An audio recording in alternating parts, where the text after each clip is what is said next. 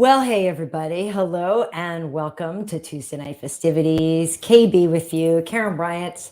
Hi, everybody. How are you? Wanted to give a little music here. I believe I still have some music. So, welcome to the show. This is episode 60 of Tuesday Night Festivities. I am not going to lie. Not in the most festive mood. Our friend Anthony Rumble Johnson passed away, and tonight we are going to pay tribute to him. And I have my tissues ready. I'm gonna do my best to get through this, but we wanted to do this today because a lot of us really loved Rumble. I know a lot of you fans really loved Rumble, and Renato and I were just thinking it could be kind of a good thing together, all of us, sort of talking about him and sharing some of our favorite memories of him, and, just celebrating a guy that was really great. Some of us knew him, better than others. I get that a lot of you, don't know him personally, but I think you can see by their response and the reaction from a lot of people in the community that Rumble was definitely loved. And so tonight, I think some of his friends are going to be able to stop by. Rashad and Tyrone Spong have the links here, and I've spoken with them, and they may be stopping in to kind of share some thoughts. It's tricky, right? Because like you want to talk about it, but you don't want to talk about it, right? And we all kind of go through stuff in our own way. So maybe they'll come by, and if they do, that'd be great. And if they don't, we're going to talk about them, and we'll get your comments in here too. I want this to be a very interactive episode, and we can also, if we want to, talk UFC 281. I have a lot of that footage, queued up. Obviously, it was a massive weekend for fights, so there's a lot here. We want to really talk to you guys. So please, just be ready to participate. Not gonna lie, I do have a beverage. I meant to get a Sprite. I wasn't able to. It's kind of like it's like a little inside joke with me and Anthony. But Anthony, if you're, I'll have Sprite later. So anyway, hi everybody though. Yeah, Steiger Tark. I'm gonna try. That's all I'm gonna say is I'm gonna try. I'll try. Yeah, Tim, rest in peace, Rumble. True legend of the game, pound for pound, one of the hardest punchers of all time. That is very, very true. Everything you hear about him from everybody who fought him just talks about like that incredible power, and we will get into that. And I just, share some funny stuff. I remember, working with DC when he was around the times that he was fighting Rumble, and so yeah, it was kind of crazy. Oh, and by the way, yes, thank you for the comment on the hair. I was playing around with it last night. For those, I know this is also an audio podcast. I can kill that music. No, you don't need that going the whole entire time, KB. But anyway, I was playing around with it the other day. It's really long. For those who can't, like I said, this is an audio podcast as well on Spotify, Apple Podcasts, Stitcher, and Amazon Music. But so yeah, my hair is straight right now. I have straightened it. And the funny thing is like I kind of don't always know what to do with it straight, how to wear it. But I like this kind of style with the half up, half down or whatever. But anyway, yes, my hair is quite long. This is what curly hair. And so I straightened it this is the boring part, I guess. Straightened it so that I could trim some of the edges. And that's life at KB's house. That's what I was doing on a Monday night. So anyway, and it's funny because sometimes people say like, oh, I like it. And I like it too. But then at the same time, like I don't feel like myself, which is weird. But that kind of makes sense because today is sort of an out of sorts day, isn't it? But thank you, Jesus, I do appreciate it. And I will maybe be messing with it the whole entire time because it's just weird. If for those of you out there, if anybody out there watching has curly hair and then you like straighten it and you can actually brush it, and you're like, wow, it's a thing. And then you find you're just doing it all the time and then whatever. But yes, a lot of this, Brit Vact or Brit, I'm not exactly sure how to say your name. But anyway, RIP Rumble, so shocked by this, still not taking it all in. I really imagined him as Iron Man. Yeah, that's the thing. I will say one thing that is that a good, geez Louise, is there an upside to anything?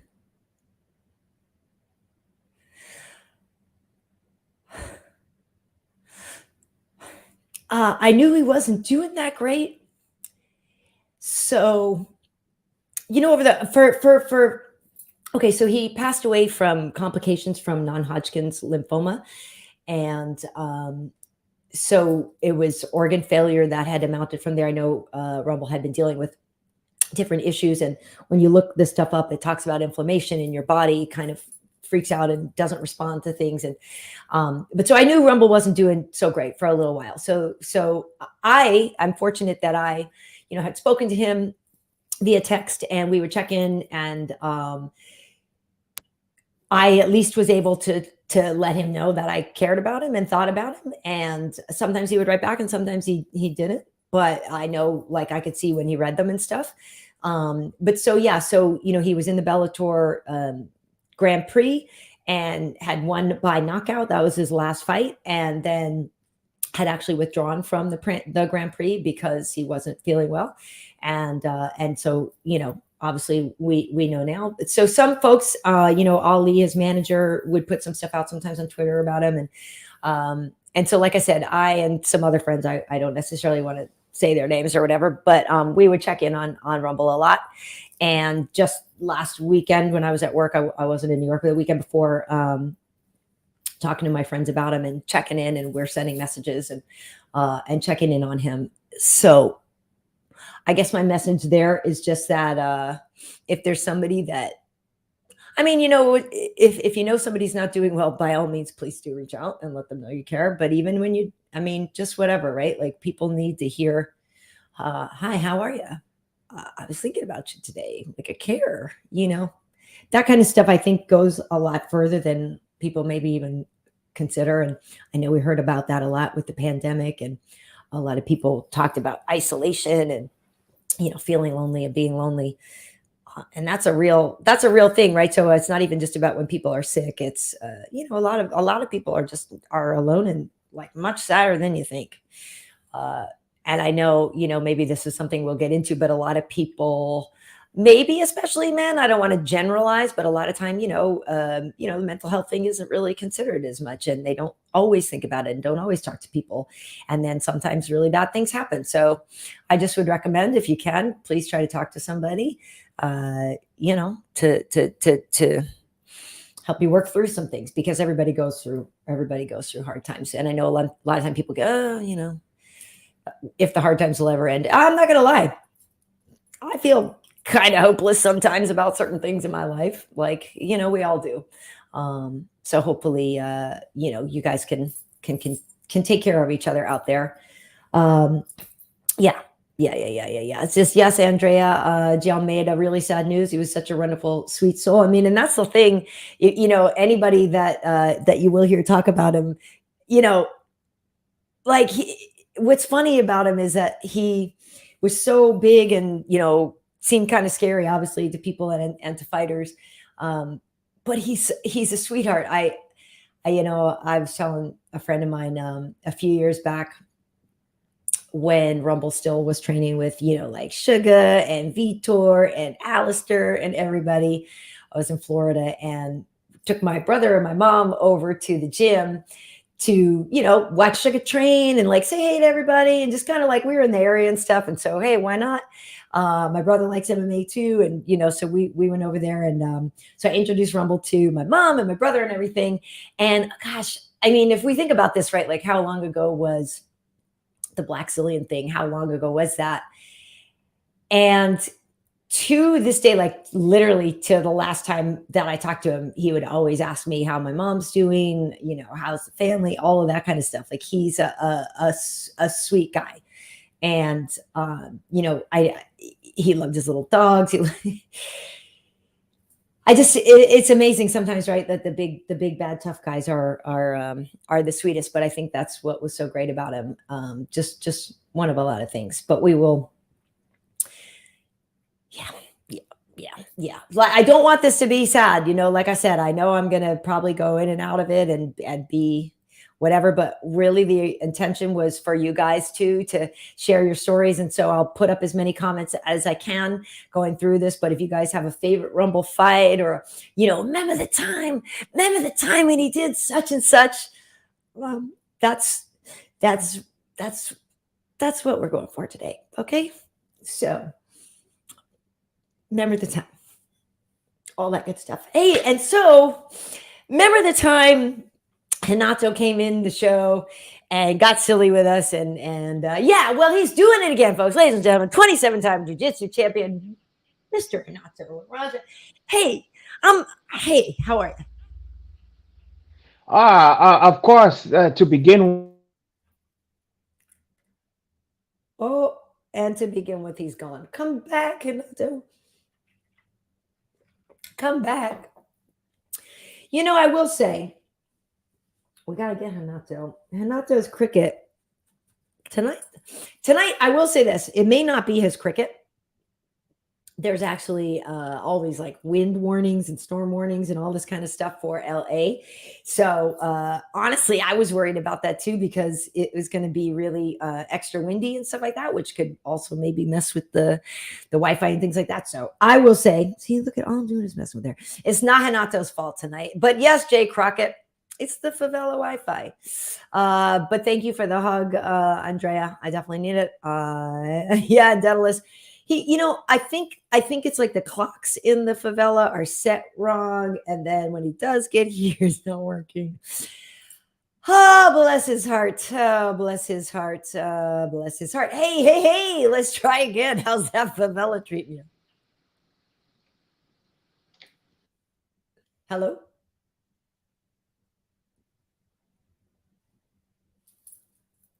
Hello? Oh, he's frozen. Oh, Renato, we got to try to get you back here in a second. I don't know if this is going to work. I'm gonna have to get him out of here. So Jesus was asking me how well I knew Rumble. So here's the thing. So Rumble and I was looking on my stuff here. Hey, he's back. How are you? There you are. No, the other way. There you go. Okay. So now I don't know. I'm using the Oh, look at you. I'm using the Wi-Fi. Yeah.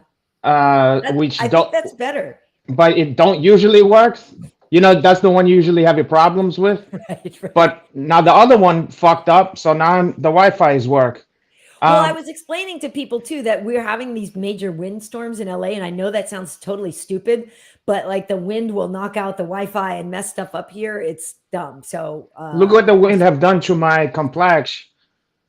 Oh God, it's heap havoc on my combination skin.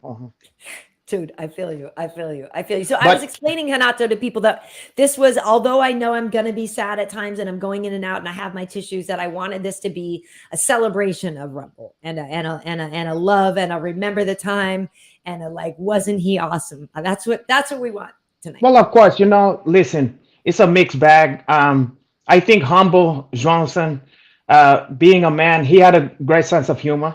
Okay. And I think he would be bummed out if he saw everybody only look. Let's not get it twisted. You want people to be sad when you fucking die. You know what I mean? If I'm dying, you guys isn't sad. I'm gonna be like, I'm gonna come back and haunt you, fucking people. You will. You better believe I'm gonna find a way, no matter what. Even if that stuff don't exist, I'm gonna find a way to make it to happen. And I'm gonna come back from the crypt and to just make your lives fucking miserable.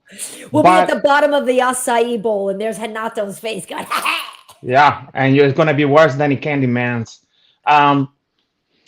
But then again, if I somehow can see everybody afterwards and everybody's only just crying, I think, fuck, guys, let's think of some of the laughs. Let's think of some of the good chiming. Because life is a mix of that. Sometimes it's fucking sad, sometimes funny, sometimes it's stupid, sometimes it's everything. Sometimes it's sexy, sometimes it's not sexy.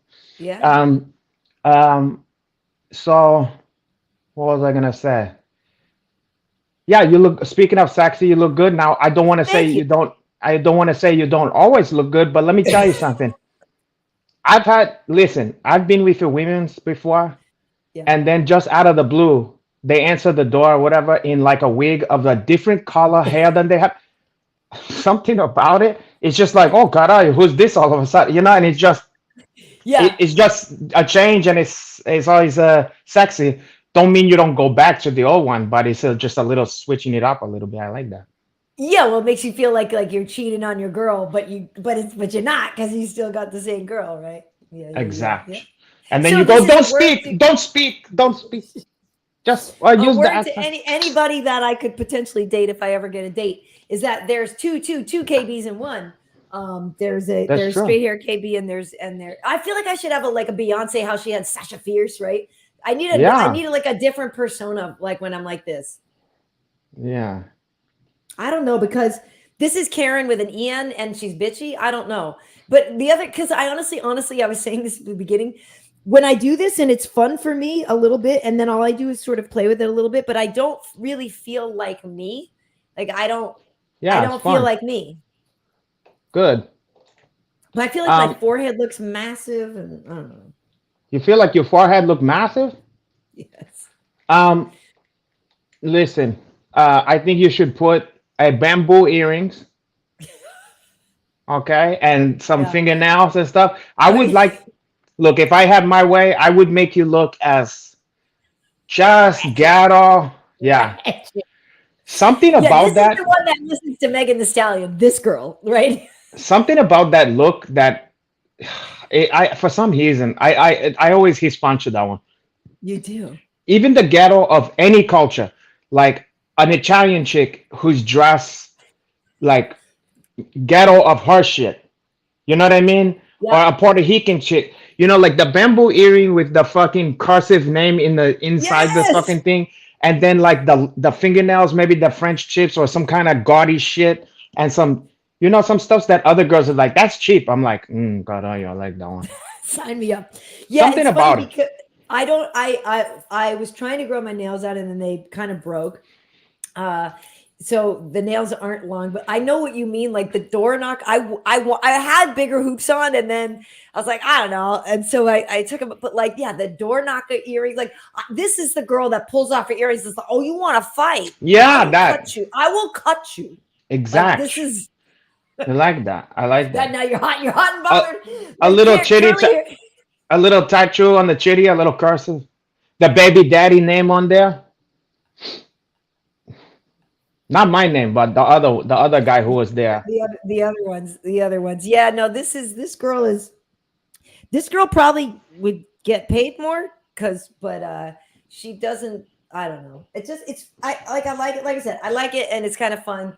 But I'll be back to normal KB soon because Yeah, you just this is switch it too up high sometime. maintenance too. It's too way too high maintenance. Yeah, no, no. And I guess that's what it is. Is I'm not a high maintenance girl. I'm just Oh, really thank not. God. Thank God we But can't. thank you, Jose.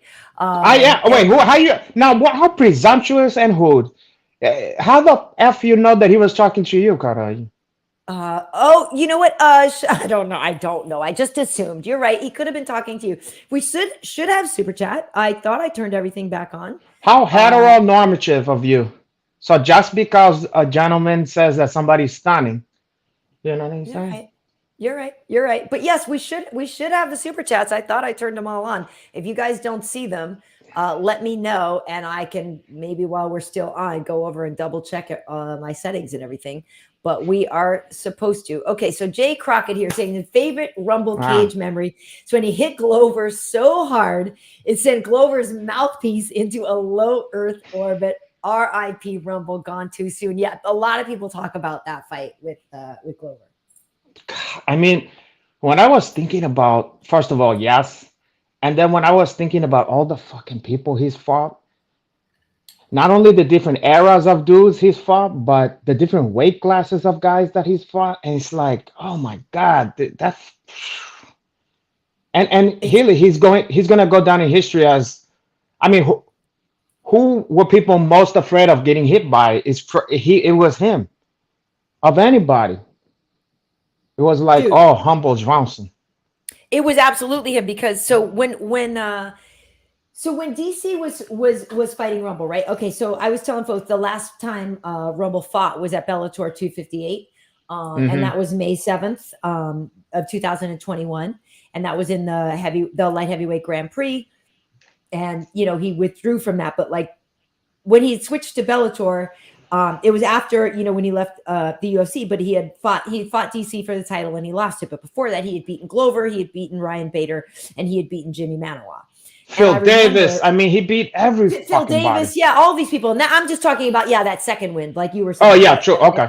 At light heavyweight, and so he was on this tear, right? And so remember all the stuff with DC, and I remember when we were working a lot at Fox, and that's the salad days, the KB's favorite career time. The days at FS1 were really my favorite days, and the times we had on UFC Tonight and like working on all those shows over there really had the best time. And I'm glad this isn't part of that, but fuck it. Anyway, but DC, I remember when he was going to be fighting Rumble, and literally all of us are like, dude, yeah, dude, danger. Dude, right? Danger, Will Robinson. Exactly, the robot. So do you remember when Rumble like hit DC and like sent him across the I'll never forget it. I'll never forget. I mean, because you never seen DC he act that way before. He went like it was like, not to make fun of his weight or whatever, but it was like when Mike Tyson Punch Out, when you hit King Hippo and go like, whoa, like, oh shit. I mean, it was like, the fact that he was able to take that punch was shocking to me. I was like, oh, he's dead. You know what I mean? I couldn't believe he took that one. Well, that was the thing, is talking to him after, because if you remember, it's like he blasts him across, and then like DC kind of gets together and like looks up, and it's like, oh snap, like he's still coming for me. You know what I mean? And he talked, and I'm still alive. Exactly. And just that fear of like, not fear, I don't want to say he was afraid, but yeah, like the idea that like this guy just did this to me, and he's still here, like, and he's still and he's coming after me now, and like that's a real thing. That power was game changing. It's not, from day one too. I remember, I was coincidentally, I mean, somebody from the gym was fighting on the same card. I was at his first pro fight, okay? Oh, wow. Which was at the Hollywood Palladium. And I remember, I want to say he was the main event, but I think at that time, was he at a shoot box or shooter box or something like that? I think that was before the Black Zillions and stuff, when he was training with other people. way long ago. And it was like there was there was something in the air. Like I didn't know who the guy was, but you could feel the crackle of when he came out. People knew who he was, at least, because it's a local show. There was a lot of, there's a lot of friends and training partners and this person, that person. So there was a lot of, oh shit, because I guess, the people who trained with this guy knew that like he was going to be something, and I can't remember the guy he fought, but he just obliterated the fucking guy that he was fighting. I mean, it was either a knockout or a TKO or something like that. But I remember that, and then seeing like, oh, there's that fucking guy, and then you see him, boop, boop, boop, boop. And it's just funny to be there for the, by accident, to the first shit of that. So I was looking, and so I have some of the footage. I'll put up some of the fight footage, and I'm not gonna lie, Renato, I think I even said to you, just even making the ad for this show, like, I was bawling my eyes out. So I'm okay right now, and it's like it comes and goes, and I guess that's kind of how everybody is, right? With people who pass, because 1 minute you're thinking, 1 minute you're laughing about something funny they did, and then the next minute, you're sad that you won't see them again. So I was really crying making the ad, and I had put some things together, and the other day I cut that a thing we had done together, and I just cut and shared the part where he was talking about being on Instagram and how he liked it, because he was like, he'd like to have like drop a little nugget of something, right? And then people be like, "Oh, Rumble, is he coming back to fight?" And how he had fun with Instagram and like. So I shared that little bit, and like the last thing he's like, "Oh, well, because people are still, talk about me. I must be doing something right." And I literally shared that with a full heart for. Yeah, we will keep talking about you, and I know some people are like, "Oh, you're like." They were critical of me for sharing something, saying I was like cashing. Like, it's not about. Oh, don't listen to these. No, I know, because that made me really sad. Because oh my God, fuck anybody who would dare. Nah, people as people.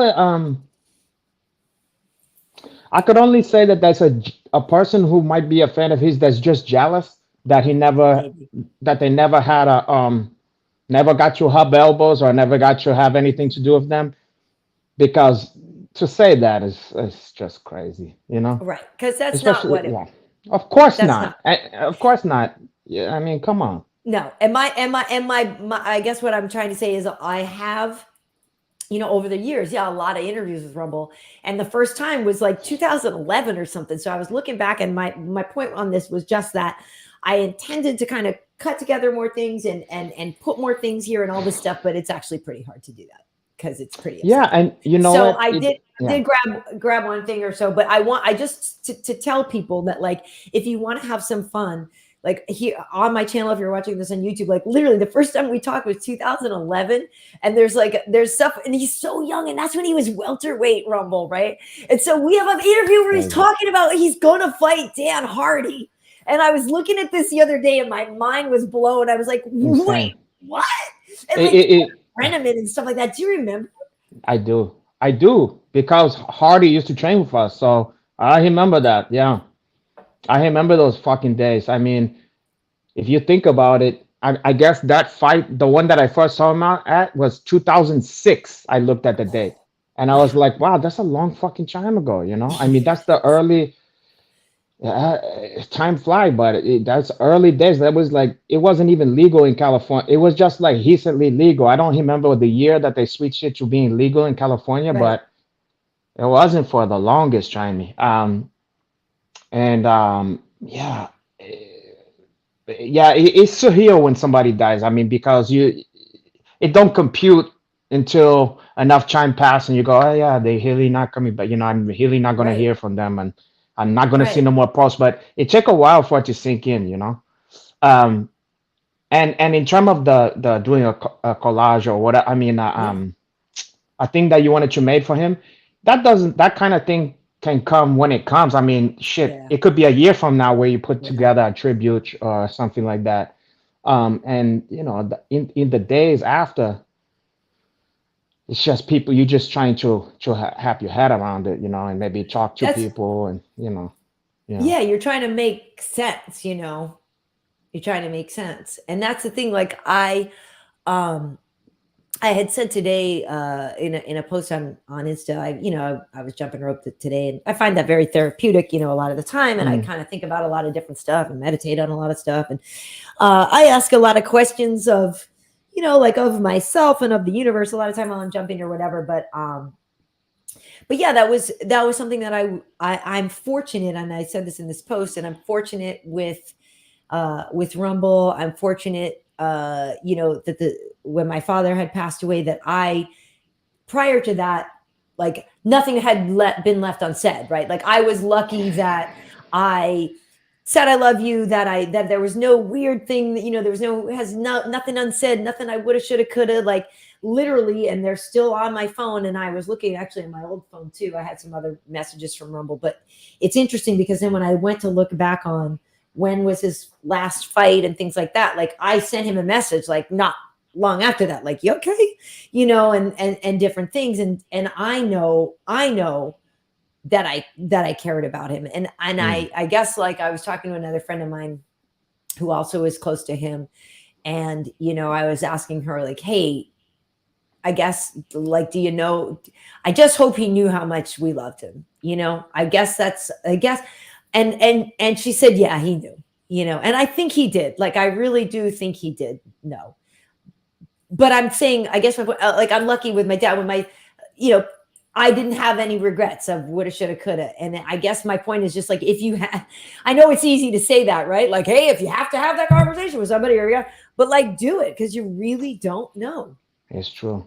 It's true. I mean, I've had that experience, and I've also seen that experience I mean, my own mom went through that with her dad, and he died tragically, I mean, in the worst fucking way, suicide, and they had a negative conversation, like I think even the day before, something like that, Uh, and that's gonna fucking, I mean, I see what that is for her, yep.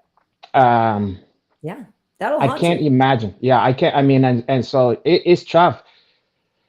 If you care about people, it's tough though because it's like the thought I keep thinking, like why we can't they say give the flowers to somebody, I guess before they dead, like before Yeah. they dead. Right. Right. And I guess the thing is though, I mean, it would have been nice. It would be nice just for your friends or the people you care about, just to do an appreciation post sometimes.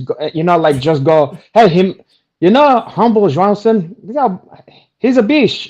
Just for no reason, I want to Right. celebrate that one. It would be like Right. maybe we should do that more often. Like the people that we know, and not be too cool for school and go, well, he gonna think, no homo, but blah blah blah blah blah, or whatever it is, like, No, oh, you're right. he gonna think that or this or that or the other thing, and go, you know what?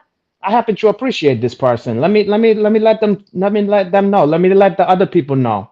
You know. You're right. Well, Shiger Tark, this was a great moment of when Rumble Oh, and I Humble forgot take about Dana that. out. That Yeah. was so good because and Rumble's like, I don't know if we should do this, like I don't know if we should do this because it's Yeah. gonna be bad. Dana was so scared because that's so much beef up there on the Oh stage, yeah. and he Yeah. knows he can't hold that back. No. That was Nothing can be done at that point. Yeah. That wasn't. I that was forgot that was the two of them. Yeah. dude, that was really, really funny. Yeah. That was And funny. he was one of the first fighter.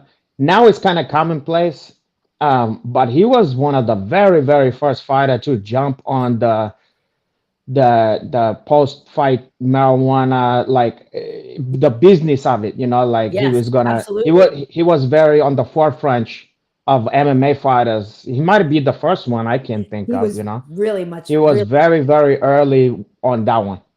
absolutely. With Cheshire Cat saying, yeah, they lost their mom in 2020. It was god awful, but we got to have some conversations beforehand. It is important to have those conversations. Cheshire Cat, 100% agree. Todd Watson, yeah, rest in peace. Anthony Johnson, like we really, we really, it's, it's okay. Wait, what? When he got stood up by his team in the octagon after he left? Wait, his team didn't Wait, go hold in on. there? I don't remember that. I don't remember that, but that's. I mean, Yeah, I don't remember that. I'm not disputing that. I just don't remember. Yeah. It's all Well, a blur. this person was saying didn't know why they called him Rumble. I mean, I know it was To be all about honest, the whole, well, and he had the hat and it was a Rumble young man. It was like, I don't know if it was from that phrase, exactly who no, gave. I never found out. I thought it was obvious. He could humble, and he was and of course that humble young man humble thing. Exactly. Well, mixed martial anarchist saying Rumble fought from welterweight all the way to heavyweight, which is true, which is crazy. Like I just said, like the fact that he's fighting Dan Hardy, and you were talking about the Dan Hardy, the days when he trained with you. So that's like the days when he was like with Joe Band and Dan Hardy and all this, like out here in LA, right? hmm Yeah. At Chant Planet at Legends. Right. Yeah. It was a Legends, place called right? Legends. Yeah. Legends, exactly. Legends MMA in LA. That Yeah. was a thing. People He's like. training with the likes of your Uncle Henach, and then he got to go fight Humble Johnson. So Right. Brandon QFG saying Rumble silencing Uh, the crowd in Sweden that versus was that Great. That was. win solidified him as a real title contender. I'll tell you what. That was the most. I think that's my Humble Johnson fight moment. I think when I saw him do that, I was very, very fucking impressed. Like when he just went over there and just. I mean, that's not easy to go all. That's a long way to go, and into the place where I mean, Gustafsson is beloved over there, you know, and Yeah. he just went in there and just took his head off, and that was I was very impressed.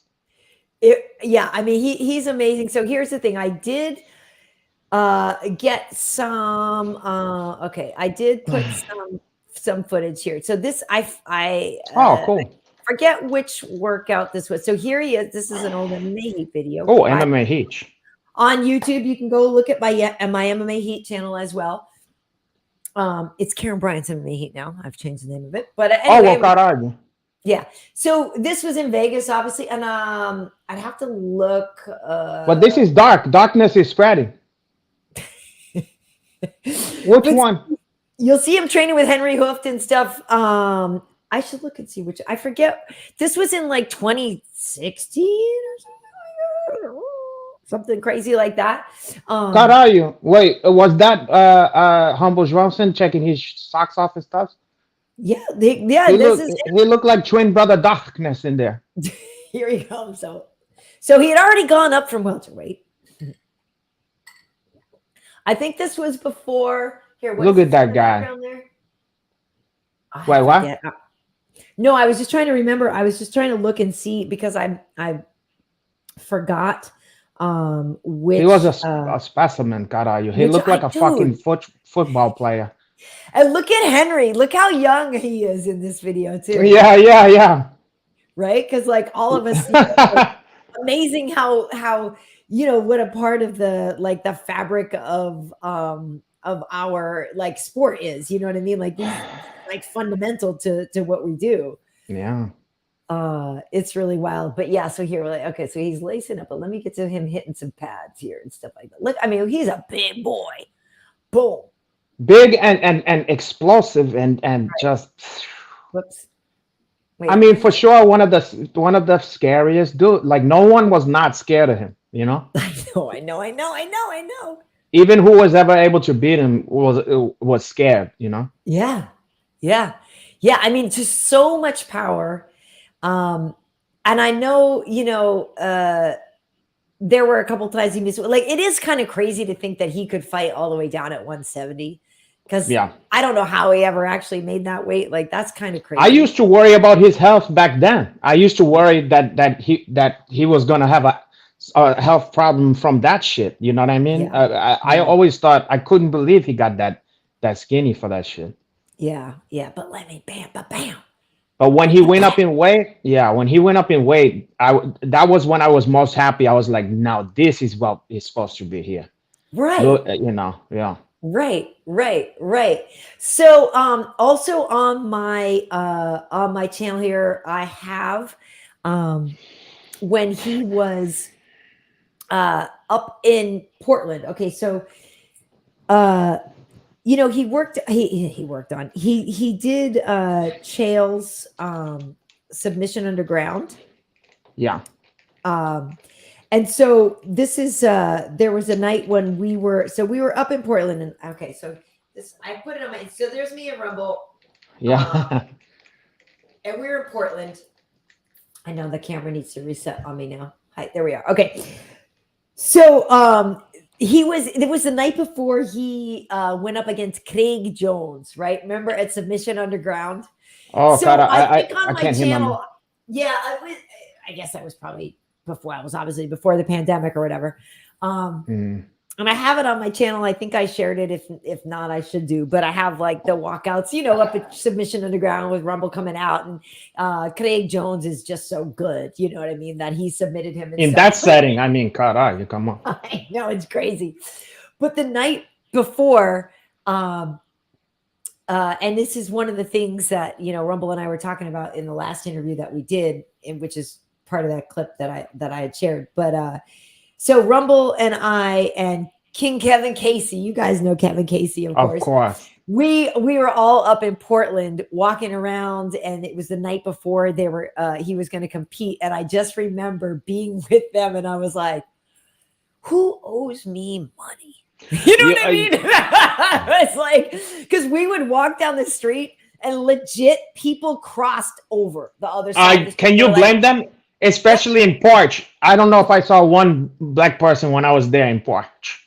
Yeah, no, So people were so scared of there it, must and have been I like, knew how oh sweet he God, was, and Kevin too, and like, so yeah, I've never been more safe, but it was hilarious to see other people's reaction to him yeah, because he, it was great. scary, yeah, scary looking, It was great. yeah, Hey, yeah. well, listen, folks, I had said before at the beginning of the show that some of his friends were going to be able to stop by and join us. And tonight we have Tyrone Spong on with us. Oh, Pohan. Who, listen, guys, for those who don't know, Tyrone is somebody that we love, and Renato and I have wanted to have Tyrone on another time for a better occasion. And I'm sorry it's now, but I'm happy you're here, Tyrone.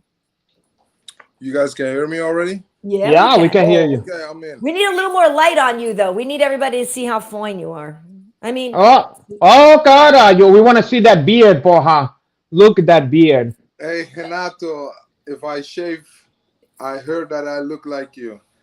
Wow, yeah, Not you quite, look not quite as handsome, but I come not close. quite some of the structure, Yeah. but still, it's passable, Karol. But Um, yeah. your daddy ever been to Suriname? Oh, Karol, I know I've been through there a couple times in Karol. Okay, yeah, you could be my daddy, right? He, if I am, no support, okay?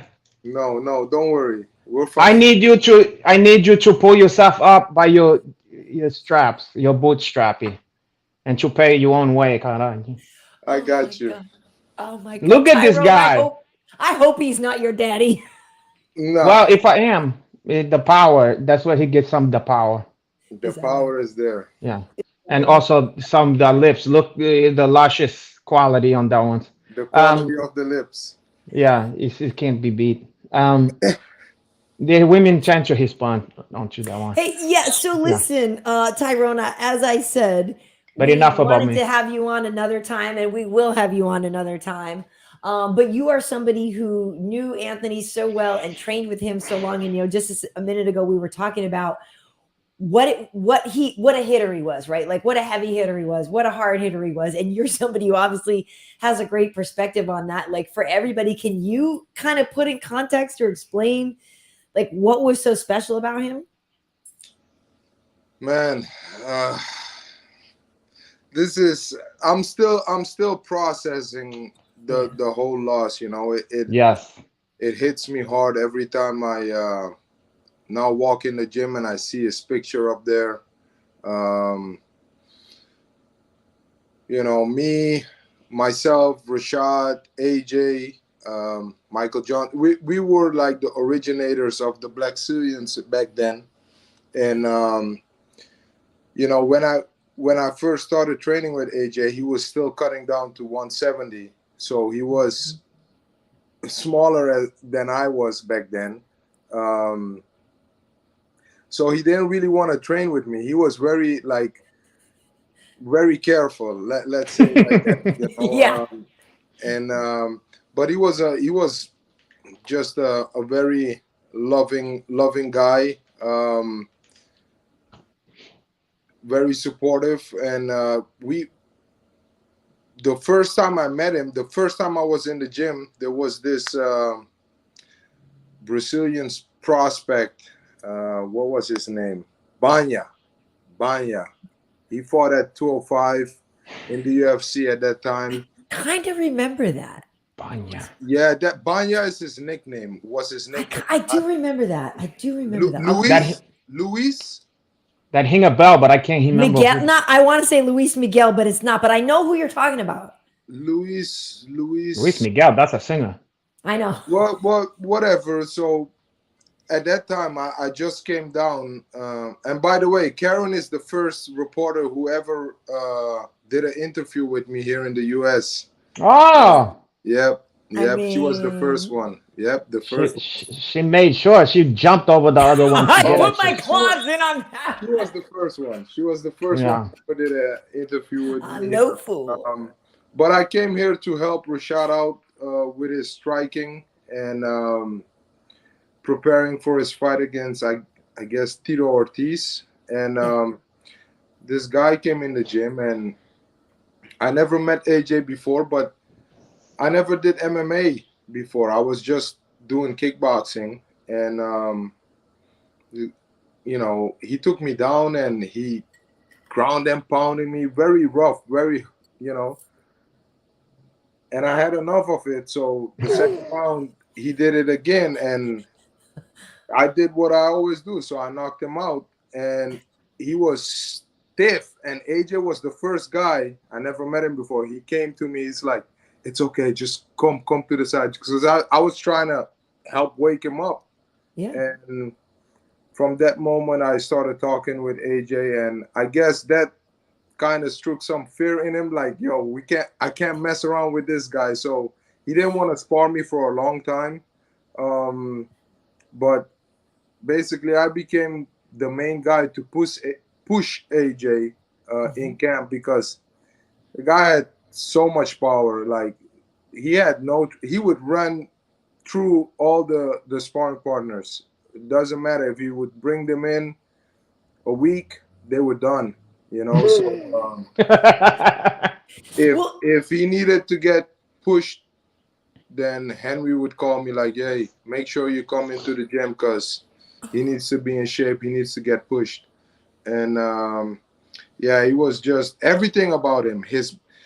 I don't know why, but he was kind of stiff, and but the density on his bone, it was just everything from him was super hard. It hurt everything. He couldn't do something soft. He couldn't do it gentle. He hit guys and they would go down. You know, so yeah, it's tough. It's tough for me to deal with. We shared the same passion. We love dogs. So I would help him out with that, and it's just a very messed up situation. This, you know, a guy is so strong, seemingly healthy, and 38 years old. He's a year older than I am, and just a reminder, you know, reminder that life is short. Always, yeah. It's we was talking about that because we both have people in our lives pass away and stuff like that, and the fact that it take a while even for it to sink in, because it's almost your brain doesn't even want to.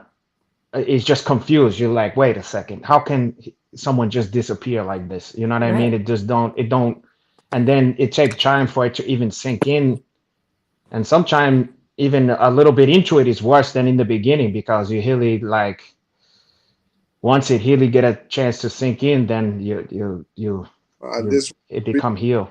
hit me in the chest right away. I cried 2 days straight. That's good for you, my brother. I'm sorry. I cried 2 days straight about it, and I just, you know, it's hard because even as far as probably 2 weeks ago, me and him FaceTime, because this motherfucker actually checked up on me because that I was not feeling well. So he would check up and tell me like, "Brother, talk to me. What's bothering you?" So he FaceTimed me. We spoke, and even then he was like, "Listen, I'm on the up and up. It's gonna be fine." You know, so I assume he already knew how bad it was, but he didn't want me to know, go through all that and college and suffer, and he was still considerate, you know, and that was the guy he was. He was not somebody to complain.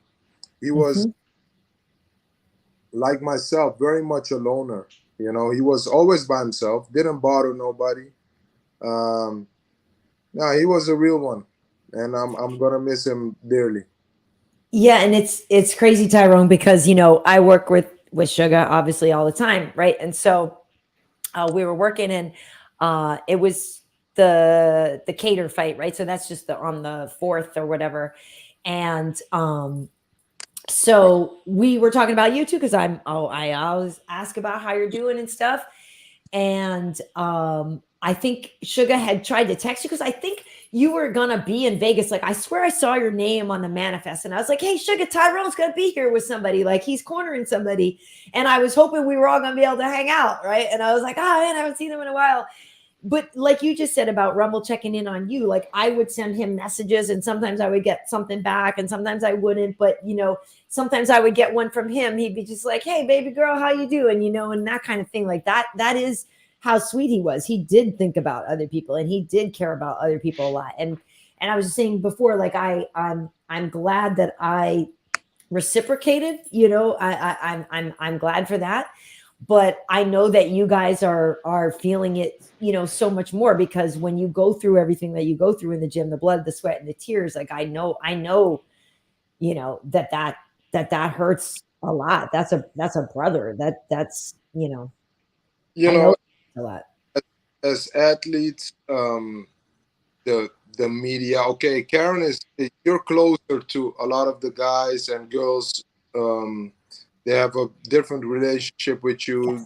Yes. You communicate with them, but most of the reporters, they see just one side and they don't know the other side. And I, AJ, from a totally different side as well, as me from a totally different side as well. I traveled the world with him. Countless hours in the gym, cutting weight, preparing for battles, for the fights, personal issues that going on outside of the octagon or the ring. So when you think about it, you see certain people in the gym, you see them more than your blood relatives. Because you're with them daily, week out, month in, month out. So they actually become your family. Like you can't choose family. You're born in a family, and okay, that's your mom, that's your dad, that's your sister, that's your cousin. That's just what it is. But there is something special when you pick your family and consider them real family, because that's a choice that's made out of love. And we were like brothers. We all were, and yes, we had our arguments as well. We had our fights, but that's what does. So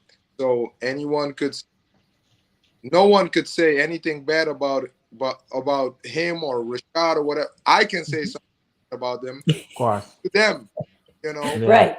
I'm allowed to, but you're not. Of course, yeah. We That's brothers, yeah. we had each other's back, and right now, like yesterday, I was just scrolling through all the amounts of pictures we have together. Ryan Loco shot of us in the gym, Yes, Loco. and man, I couldn't stop crying, because the last message I sent to him was, I hope he's feeling better and that he needs to love him. And I didn't get a reply because probably he was not feeling well, Yep. Um, Well, I know what you mean, because I have it on my phone too, right? So I was saying I have messages, for checking in with him and this and that. And so I had sent one the other day, and I just said, "Hey, you doing okay, Rumble? I want to send some love, and I hope to see you soon." And it had 3 hugs on it, and that was November 3rd or October 29th, and then he saw that one, but I didn't get a message back. And then on November 3rd, I sent, what's up, homie? Just like a little GIF or whatever. And I hope you're doing okay, Rumble. And I didn't hear back on that one, but Tyrone, I think luckily, luckily he knew how much you cared, right? Like he knew, and you got to say it, and as much as it sucks, like I got to say it too, and I did say it. I did say it. Yeah, it's just,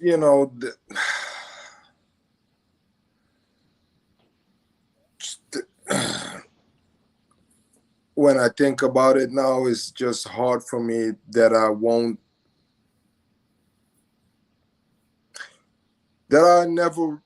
never gonna get a text from him again. I'm never gonna get a call from him, That's rough, He would hit me up out of the blue. Sometimes I didn't speak to him for a while. After he retired, Yeah. and after when he came back, obviously was back to it, but that was Rumble, he would, but we were two peas in a pot, because I'm a guy, I'm always by myself, and then I disappear. But that's real, as long as you know that it's good, like we're good. And that's what I had with him. Like, he would hit me up at 2:30 a.m. about some stupid dogs, and we would talk about dogs, and so it's just I try to comfort myself by telling myself, like, hey, it's all good between us, I love him, and he loves me, so I won't hear from him now for a while, and then we'll probably meet up again, and we can have those nice sparring rounds that were pay-per-view rounds in the gym. I can only imagine. Oh my gosh. And something, I from having people close past like that, one of the things, people talk about, well, they live on, or they're watching you or whatever. The one thing I know is that all of the stuff that you shared with him, the energy that you gave each other, like whatever he gave you physically in the sparring, and whatever jokes and laughs that you had, and all of that stuff, all the knowledge, or everything that he gave you, that's still alive inside of you living here. You know what I mean? So in that sense, his energy is still here, Yeah. like it's healing inside you, for like, not even in a mystical way, like the actual energy from him is inside you. I got a lot of energy from Rumble inside of me then, because that motherfucker. Yeah. We had some straight. Yeah.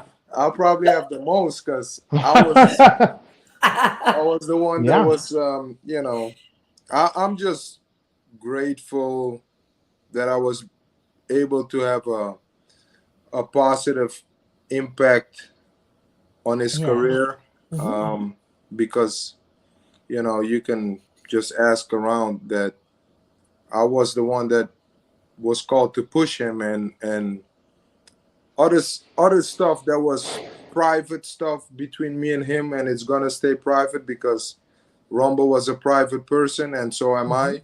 But I know that I had a good impact on him in his life and in his career, and I'm happy that I could be part of that, because he will go down as one of the greatest fighters and most feared fighters. So most feared.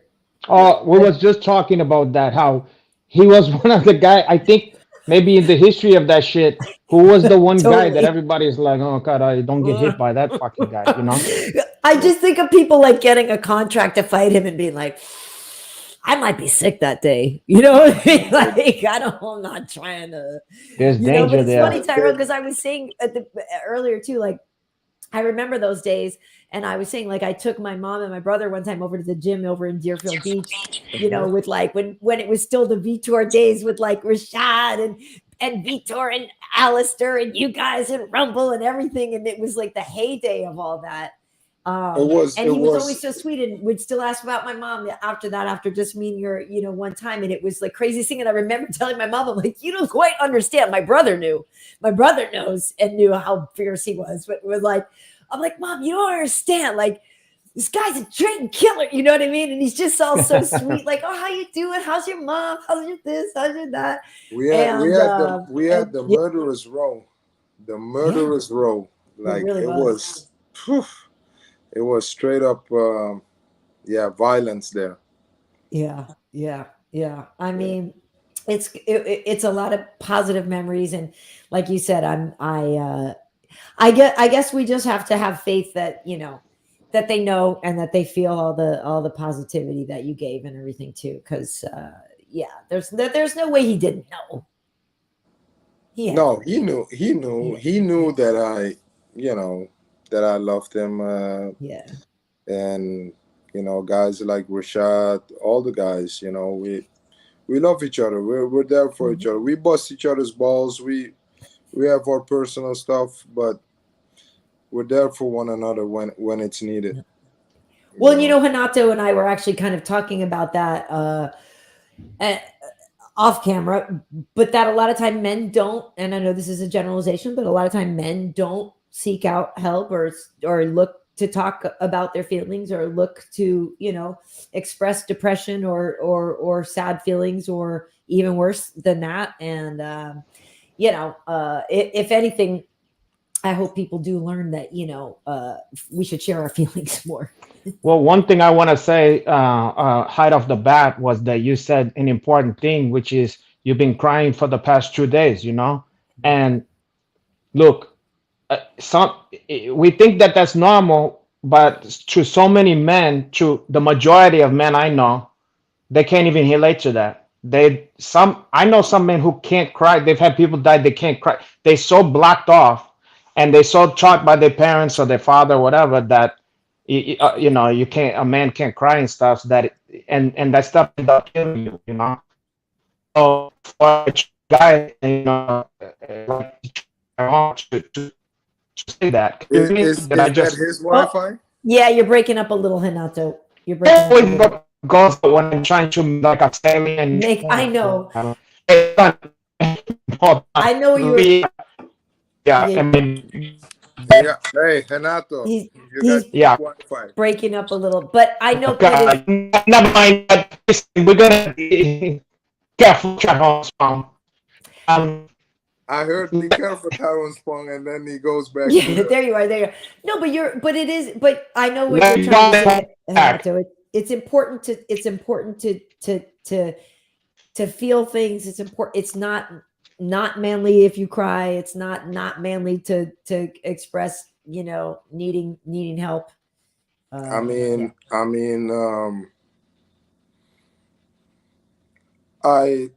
I get it, but that's the thing, and this is a testimony also for Rumble, like, because he was we were quite similar when it comes down to that. I really don't give a fuck what people think about me. So, you know, if I needed to cry because I lost my brother, then that's what I did, you know. And I think it goes, but that's a whole nother conversation, you know. But I think it goes against the whole norm of society. You know, we as people get pushed a set of rules down our throat, like this is how you have to live and this is what is acceptable or not. But am I back? There is no. Yeah, you're back. There is no. She just told me I'm gonna take over your position as. You gotta be out of your fucking mind, Paul.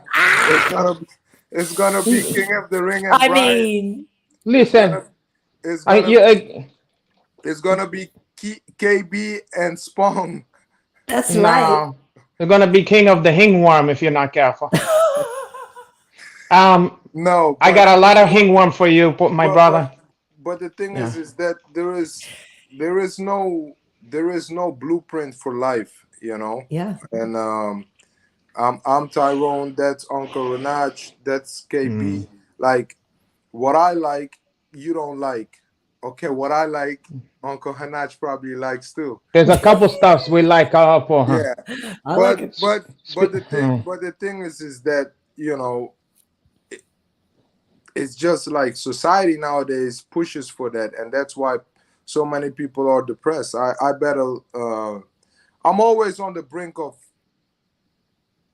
almost getting depressed and getting a little depressed, but I always pull myself back right in time. But the last year was rougher for me, and that's why I had these conversations also with Rumble. So yeah, but I don't give a fuck what anyone thinks about me. And now that this happened with Rumble, it's another testimony to myself that I'm definitely not wrong, because life is short, and when it's my time to go, I'll go by myself. So what I feel, how I think, is also for myself, and I have to deal with it on my terms and my way. As long as you live, you move with love, and you live as a good human. And I don't know if I'm a good man or not, but I think I'm a decent guy. As long as you're trying, Well, you're trying. You think about people. I mean, the fact that you even ask yourself if you're a good person means you're doing the work. Like, a lot of people don't do that. I tried to be a great dad, but it's the thought that counts. You like fathering. You just don't want to be a dad. I like to practice to make them. That's what I mean. But it's not. Anyway, I don't want to even get on that. Yeah, I'm going to jump to your defense. You're doing the world a favor by giving good. Finish the sentence. Come on, I'm helping. Yeah, but giving a good feelings, giving a good orgasm, giving a good. No. You see, that's why she wants to replace me and give me your job. They're giving a great. Oh God. Well, I do a lot of stuff. So listen, it's too much as a laundry list. Gonna check out the whole stuff. This ain't a Uncle Henach retrospective here. You're doing the world a favor by giving good energy, good Schwanzenstück. Specimens. Uncle. Oh, giving them, you're giving specimens, because look. True, I give all colors. True. Your gene pool. You're doing the world a favor by bringing more specimens into the world, right? This is a great point. I'm not unlike. You ever seen? You know who is David Koresh? He was like a cult leader. Anyway. Purple Nikes. Yeah, not that one. But he have like a whole church in the Waco, Texas, and stuff like that. Waco, yeah. And then if you see, he was allowed to have sex with all the female, no matter if they married or not. Now this guy would be surrounded by children, a lot of them, and there was all these different color ones. Chinese one, black ones, Puerto Rican one, Mexican ones, and they all looked like a half bit of him, and he had that, and he spread. Oh God, he was spread his seed, like you're getting ideas. You're gonna start a church? I already have the one, but I'm like, he's like Johnny Appleseed or whatever, and I mean João Laranja seed. Oh God, what's don't encourage him, Tyrone. Please don't. What's your called? The church. Oh God, no. The church of the never-ending. On their knees. All the women are on their knees and they're unhappy. Yeah, the church of the everlasting gobstopper. Oh boy. Yeah, our Lady of Mercy. No, but okay. But back to depressing stuff. This took a turn for the worse. Okay, so listen, but I got cut off before I was. No, okay. Let me just one thing. I want to give credit to Tyrone, because a lot of guys, I think, need to see tough guys. And Tyrone, trust me, no matter what don't let the smooth the curls and that stuff fool you. This is one of the toughest, dangerous guys in the fucking world. Okay? If he can cry, then no matter what your fucking dad told you, who's a mailman or whatever kind of fucking, whatever tough guy told you, this guy, we need more example like that because Yep. I even see people. I remember DC one time he was crying after like he lost Yep. to João Yep. Jones, Yep. and I couldn't believe the thousands of oh Gave that's him too much nah grief. that's some pussy shit blah blah blah No, blah it's blah not. blah blah blah. And I said, don't you know the blood, sweat, and tears this guy put into this fucking thing? It's not like he's crying like a baby, like oh I got a splinter. Right. There's a lot of emotion. He's a human being, you know, and people don't understand that. It's like trying to say laughter is not manly or something like that, or like Right. it's a thing. It's a thing that It's bubble up from you. Well, the and no, but the not nine out of um this person Mm, acknowledges it, Tyrone. Out of all the people, I would have never guessed that you would have been the one to have them crying. This is i.e. at the pad. But that's exactly it. Like you're saying, Hanato, the fact that you show your fragility and your human side, Tyrone, is important. And people need to see that because too many people put up a brave face in the bravado. I remember being in Brazil the first time and I saw a busload of guys crying on the way home from the fights, and I effing loved it because people were singing and crying and holding hands, like, you know what I mean? To watch Jose Aldo ball his eyes out because his friend Leonardo Santos won tough. Like, that's amazing. You no, know? a lot of guys or a lot of people, like Uncle Renach just said, is they don't understand what has been put in, you know, and that's why I live my life, and I get called crazy all the time, and maybe I am, but I'm okay with it, you know. Like, I don't care what other people think or say about me because it's my mm, life, you know. So um 9 out of 10 people that are making those comments on online,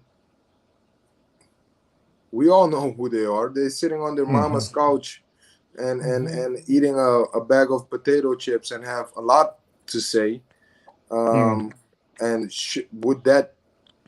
should that affect me? Like, those people don't do shit Right. for me, you Right. know. No, And don't get me wrong, I appreciate my um, true fans and supporters. yeah, But first things first, and that's, I do stuff for me. You know, I yeah, do it for me. What makes me happy. Um, and a lot of these guys, like you said, Uncle Renach, that try to have this tough persona or whatever, it's fake. And you know why it's fake?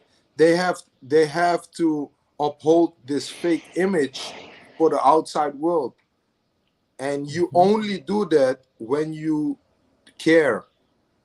I don't want I know I'm the most fucked up individual on planet Earth.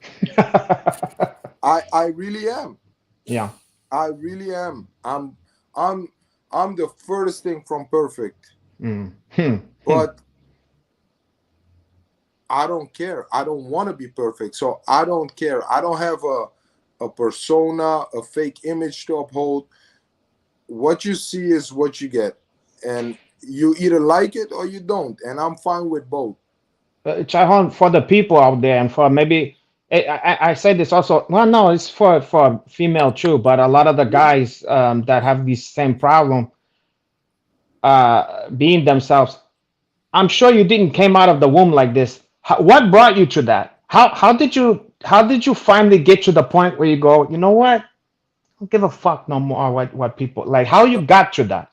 The moment I was always a little bit like this, to Huh? be Okay. honest. I was always, but what made it like freeing to me to be like completely myself was the moment I realized, like, all these everybody's fucking fucked up. Well, So that's true. Totally. like, I don't want to, like, the moment I realized that, I was like, fuck this. I'm like, I see what I want. I do what I want. Yeah. I have my beliefs, and I just I always say this to people, like, it could be two things. Either I'm really a stupid motherfucker, or I have some intelligence and I'm Mm, using that. You know, Yeah. my intelligence is that use your common sense, you know, like, have some, I guess. But people call me crazy though. So Yeah. It's because of the lizards. It's because of you collecting all the lizards and stuff. I'm not an example. You know, I don't want to be example. What? I'm good at fighting. I'm lucky that I found something that I'm good and excel at, and but it does that make me better than the guy swooping or picking up garbage? No, not really. No. You know, Right. not really. I treat everybody with the same respect. I try to treat everybody with love and respect. I have the same conversations with a president that as with a bum, and Yeah. with the So only wait, when did you talk? The last time you talked to Vinny Magalhães? Caralho. I haven't. I haven't. Oh, I thought you said with a bum, and that was the first thing I thought of for some My, reason. my bad. No, I haven't. I A haven't fucking spoken. bum. Anyway, I'm sorry. But the thing is that I treat everybody with the same respect. And that's all I want back, you know. So if you treat me with respect, we can have good conversation. And if you're an asshole, people confuse, like in society these days, like people confuse these two things very much, you know. People confuse being a badass with being an asshole, you know. Right. People conduct themselves as assholes and think that they're badass, but you're just being an asshole. A badass to me is a guy that can be himself. Is a guy that has compassion. Is a guy that has respect. Is a guy that can apologize if he's wrong. There's nothing, and that's why I love Rumble, because he was. I was just gonna say exactly what he was. The difference between You a know. badass and an asshole, because he He was a badass.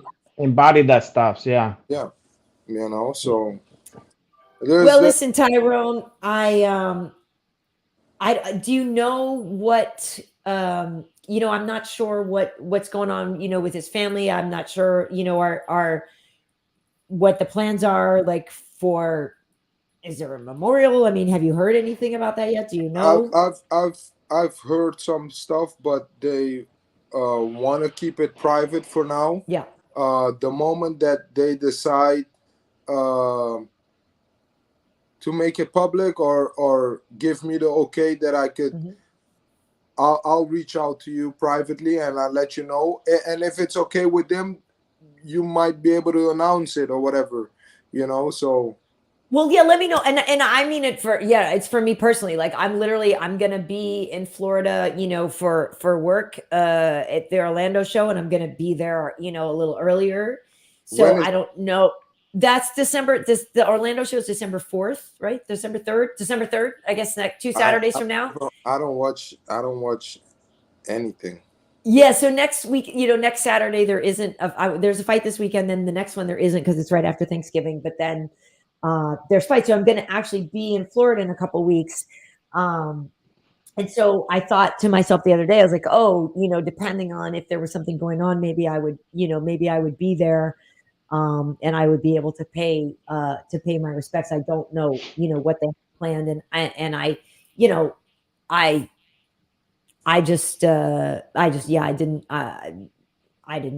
wasn't sure what was going on, but I just want to support and help if I can, or do anything that I can to.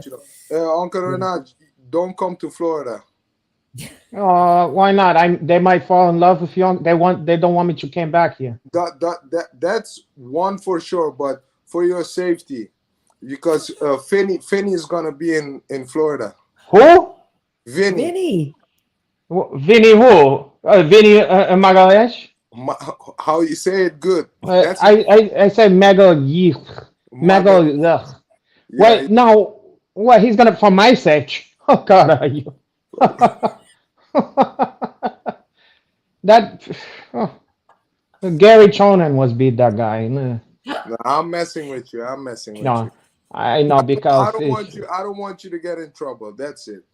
You don't want. Thanks me to for the get heads in up, trouble. Tyrone. Yeah, he's looking out. I can do a lot of healing. A lot of healing. He just can talked happen about caring for his run, like caring for people. He's looking out for you. I'm looking out for me. Oh God, yeah.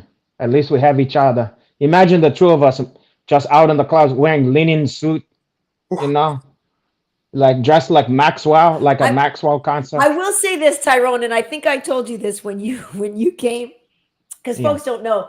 When there was the Ultimate Fighter Black Zillions versus ATT season, I was Yeah. over at FS1 and we used to do Tough Talk. And so the guys would come on all the time from Black Zillions, from ATT and everything. And so one time Tyrone came, and I may or may not have alerted some of the female staff about His appearance. Appearance. hotness. And like literally my friend though walked into a wall. Like you walked by in your suit, and I have pictures of us in your suit, and you looked really good in your suit. But I have pictures. You walked by, and apparently, like my friend was just like, "Ah, damn!" and like watched you walk away, and then like walk. I never knew. I didn't. Causing car accident. I didn't erect. They thought I was Uncle. Hey, you see, we might have the same. He father. wishes. Listen, you know what? We go through our own struggle to be a man in this world with this kind of hair and the baby brown eyes, the lips, the perfect body, all this kind of stuff is like what? It's a lot of pressure that's put on our shoulder. I don't even realize it, but you know that's why I Yeah. grow it out. So I look like a bum now. Yeah, I've thought about that because I understand where you're coming from. But I see you put some beard oil in there, some jojoba, some jojoba. This is all rough, rugged, and raw. Oh God, Rough, yeah. rugged, and raw. She would love to run her fingers through that one. I'm not mad at it. Yeah. Oh, you like the new look, Karyn? I'm She not would. mad at it, Tyrone. You know what she would do with that? She would treat it like a loofah. You know, in the shower when you have like a loofah thing, it comes from the ocean. Oh God, yeah. She would exfoliate that one. Oh my Okay, God. now I'm starting to blush. I'm So we sure. should probably let you go, Tyrone. I'll try hard. Uncle Renato, But you know how long I was supposed to be on the show, but that's what For I'm so saying. long. Now listen. Now I want you to promise, because this is a special circumstance. We gotta have you on some months down the 100%. road or whenever the dust settle a little more, when we can just really celebrate and have some. I mean, we had a good time here, but there's it's flavor with the sadness. Yeah. At least you made me laugh a little bit. I haven't I'm laughed. so glad, my brother. I haven't laughed in a long time, and then this hit me. So Yeah. Well, Dean D is yeah. saying if I look like But- Tyrone Spong, be as strong and confident like Tyrone, I wouldn't give listen. a F about what anyone thinks either. Listen, I almost said that when you was telling your stuffs. I was like, he's like, sometimes I don't even give a fuck what nobody thinks. I'm like, well, when you have the good hair and the fucking looks, and then your fucking beefcake and the tattoos and the fucking could kick anybody's fucking ass. I mean, and some of these guys at home listening to the show is like, oh wow, what a trooper. You really don't care what nobody think, huh? Well, fuck. Adonis, gee, Adonis, it's hard. I wonder why. It's true, man. Like, just think about it. Like God. you know how free, like, people talk about freedom and all that. Yeah. And society now, look what it's a whole different conversation, but they want to push you in one direction, and you have to do this. If you don't do this, you're not good. I don't give up. Like, you know how free you try it to all the listeners, to you guys. Like, try it. Don't give a fuck. Like, and think like, you know what? I don't give a fuck. You're free. I need to try. I'm trying to channel that energy. And Empath Nation saying, Tyrone, I love how you talk to certain people. You are amazing, my guy. Please post occasional updates for fans like me. Maybe that's it. Maybe you should be like an inspirational guru on how to not give an F. Because honestly, Tyrone, I'm not even kidding. It's something that I need to cultivate in myself, because I do, not that necessarily that I care about other people, what they think, but like, I don't have a I don't care attitude. Like I've never been able to have an I don't care attitude because I always do have to kind of care about other people for certain reasons why. Like I would love to have a care less. Like I joke that I need to be Megan the Stallion or something. I need to care. A real simple and quick eye opener for you. Real quick, Karyn. So their opinion, right? Yeah. Does it pay your mortgage? Well, yes and no. Like sometimes their opinion of me is why I can't pay my mortgage. No, because but you're right. In terms of trolls and fans and stuff like that, they're not paying my mortgage, right? About what they have to say about you, what you do in your personal life or whatever. It doesn't feed your daughter. It doesn't put gas in your car. Right. Yeah. It doesn't wake you up in the morning. It doesn't work out for you. Their opinion doesn't do shit for you. So why would I give a fuck about other people's opinion about me? Yeah. Like, I really don't care. Like, if I have a fake persona or an image to uphold, I understand that. But maybe I'm blessed. I don't have a fake persona or image. I'm a simple fighter. I'm decent at it. My passion is animals and being outside. And that's, so I'm free. You know, like I don't care. Hey man, I can't imagine having to keep up a phony persona over and over again for years and years and to pretending something I'm not. That'll be exhausting. You know what that is? Holding up a fake persona like that is self-suicide slowly, because you're killing who you really are. Well, thank God I don't have to feel something like that. You're just me. The East Coast pimp, BJJ pimp, right? I'm the everything of that pimp. I'm even the pimp. Caralho. The pimp. Even the pimp. I'm joking. I'm your favorite pimp's favorite pimp, caralho. Your favorite pimp's favorite pimp.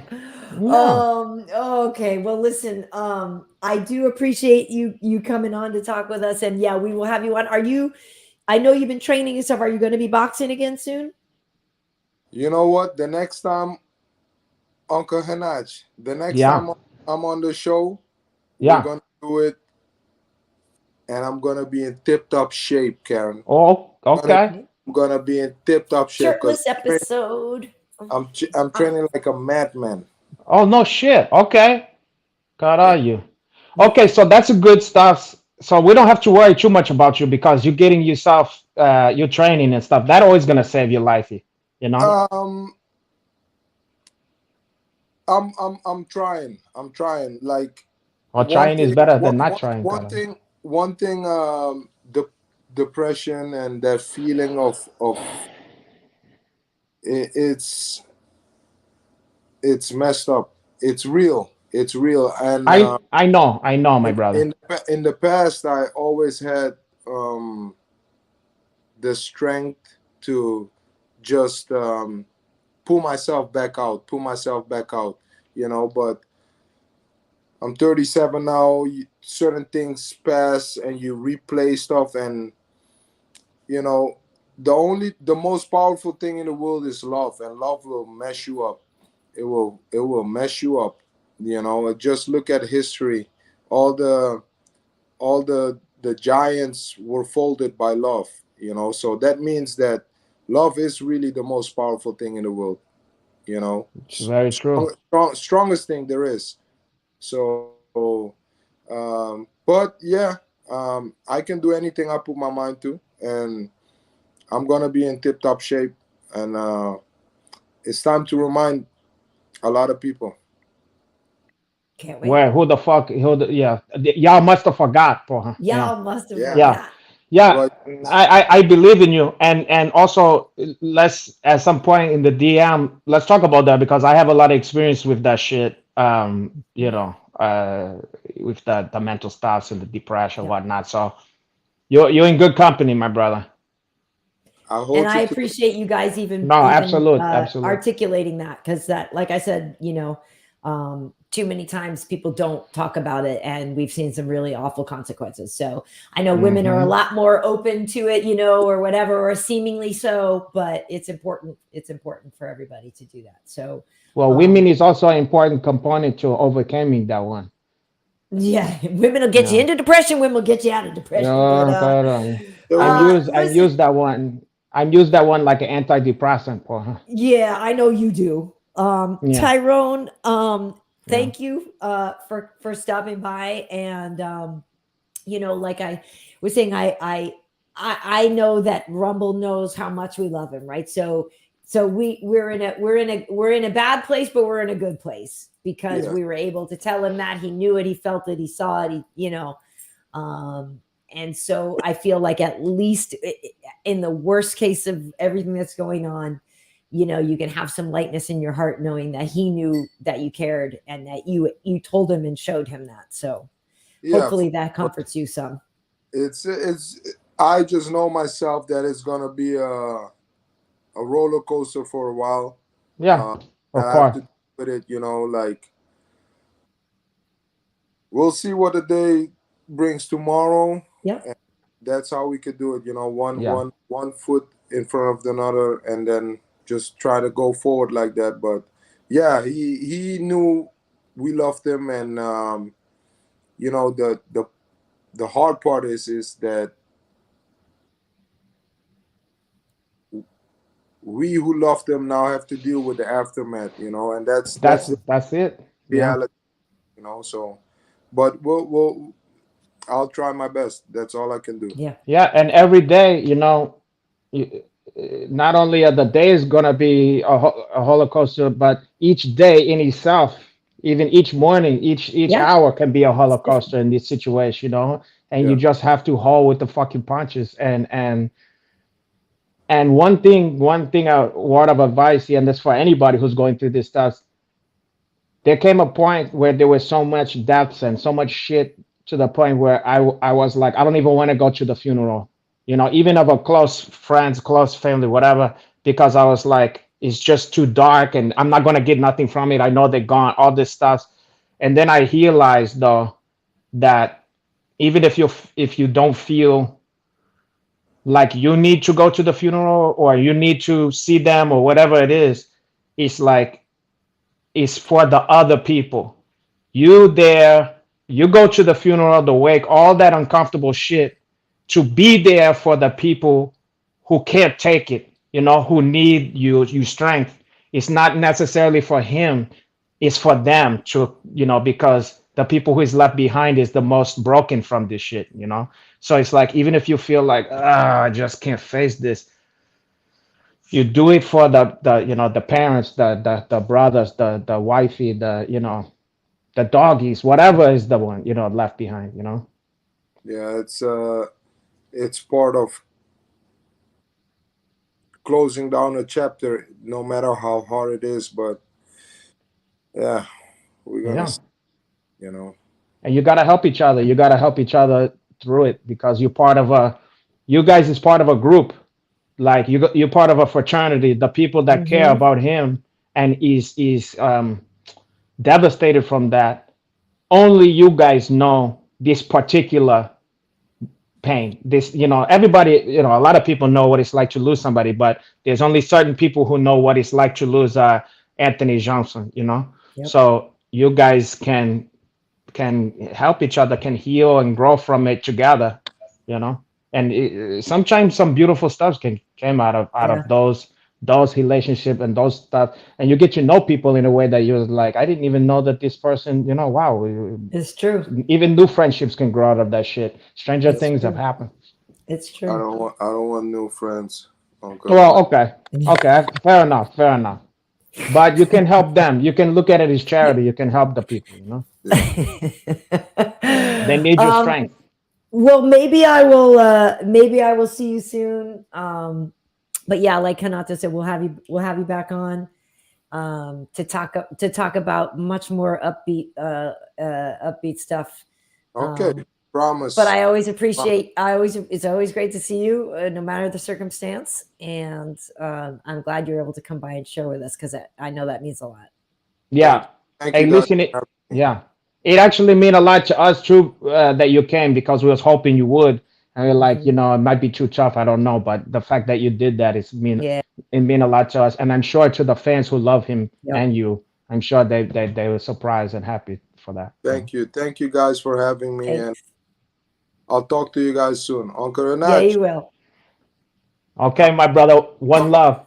I love you. I love you too, my brother. Thank Hi, you. Tyrone. Bye. See you later. Okay, Bye. ciao. I mean, Well, that was very nice too. It was great to see him. I just, Tyrone is a great guy. I want to make sure I missed a couple of super chats. We were in a thing. Um, Tim is asking if you moonlighted as the titular character in the Brazilian art house film Richard Johnson Orgasm Genre. Wow, you're digging in the crates for that, The surprised. VHS crates. I am surprised that you that's one of my lesser that's not one of my major work in the major canon. And you truly know your shit. And yes, He the really answer is does. yes. I believe he had another question about Vinny Magaloo living like would never come to festivities as he's too. Tim Klingbeil saying he's too fat to fit in the frame. He's built like melted candle. I think you guys are maybe seeing the wrong Vinny because I feel They like you see haven't they seen the Vinny see I've seen. when you're ugly on the inside, it's pollute people's view of you. I see a gaha I see a gaha. Well, listen, okay. So 808 VWs, this is one of the best episodes to date. Thank you for Oh saying that. wow. Rest easy, Rumble. And here's the Mm. thing, and I hope, and I guess maybe 808, that means that we're reaching the sort of vibe we wanted from the show, right? Which was, paying tribute to somebody we love, but not having it all be sad. But if there was some positive things we could do to help people. I know that's a mission of yours, Renato, and I know, everybody loves you for the jokes and all this stuff, but it's a real thing about how men don't necessarily address depression, and I really do appreciate you speaking on that because it's very important. It's the most important. I mean,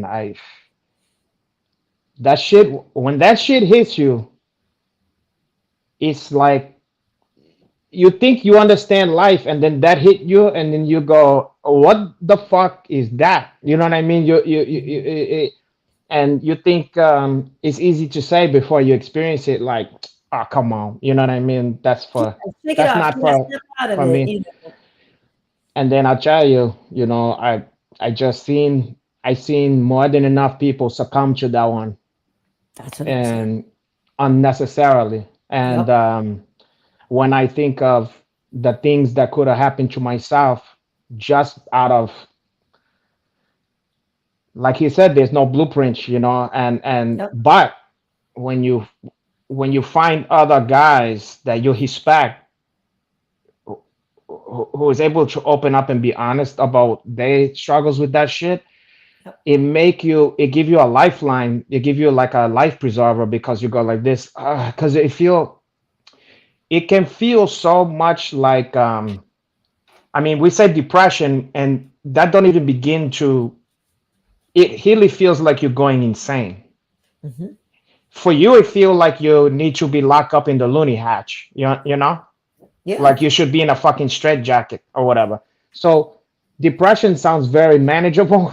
It sounds like, well, gee, Wally, I'm kind of sad today. It sounds like, well, Right. gee, you know what I mean? Like you're kicking a can Yeah. over. Oh, God, are you? I need Yeah. depressed. Ah, Yeah. yeah. Well, gee, Wally, you know what I Right. mean? In Yeah, and reality, it feel like The Shining. It feel like major depression, anxiety, all that shit. It feel like, because you don't never felt that way, go, I'm losing my fucking mind, because Right. it's the closest that you felt to, like, my mind, truly is what the fuck? You think you're gonna die? You don't know what's gonna happen. You know what I mean? Right. Your fucking wheels is out of the machine is broken down. Right. Kind of So like your Wi-Fi. a lot of oh god, I'm sorry, but I know exactly what you're saying, and I'm is sorry I'm it making light now? of it.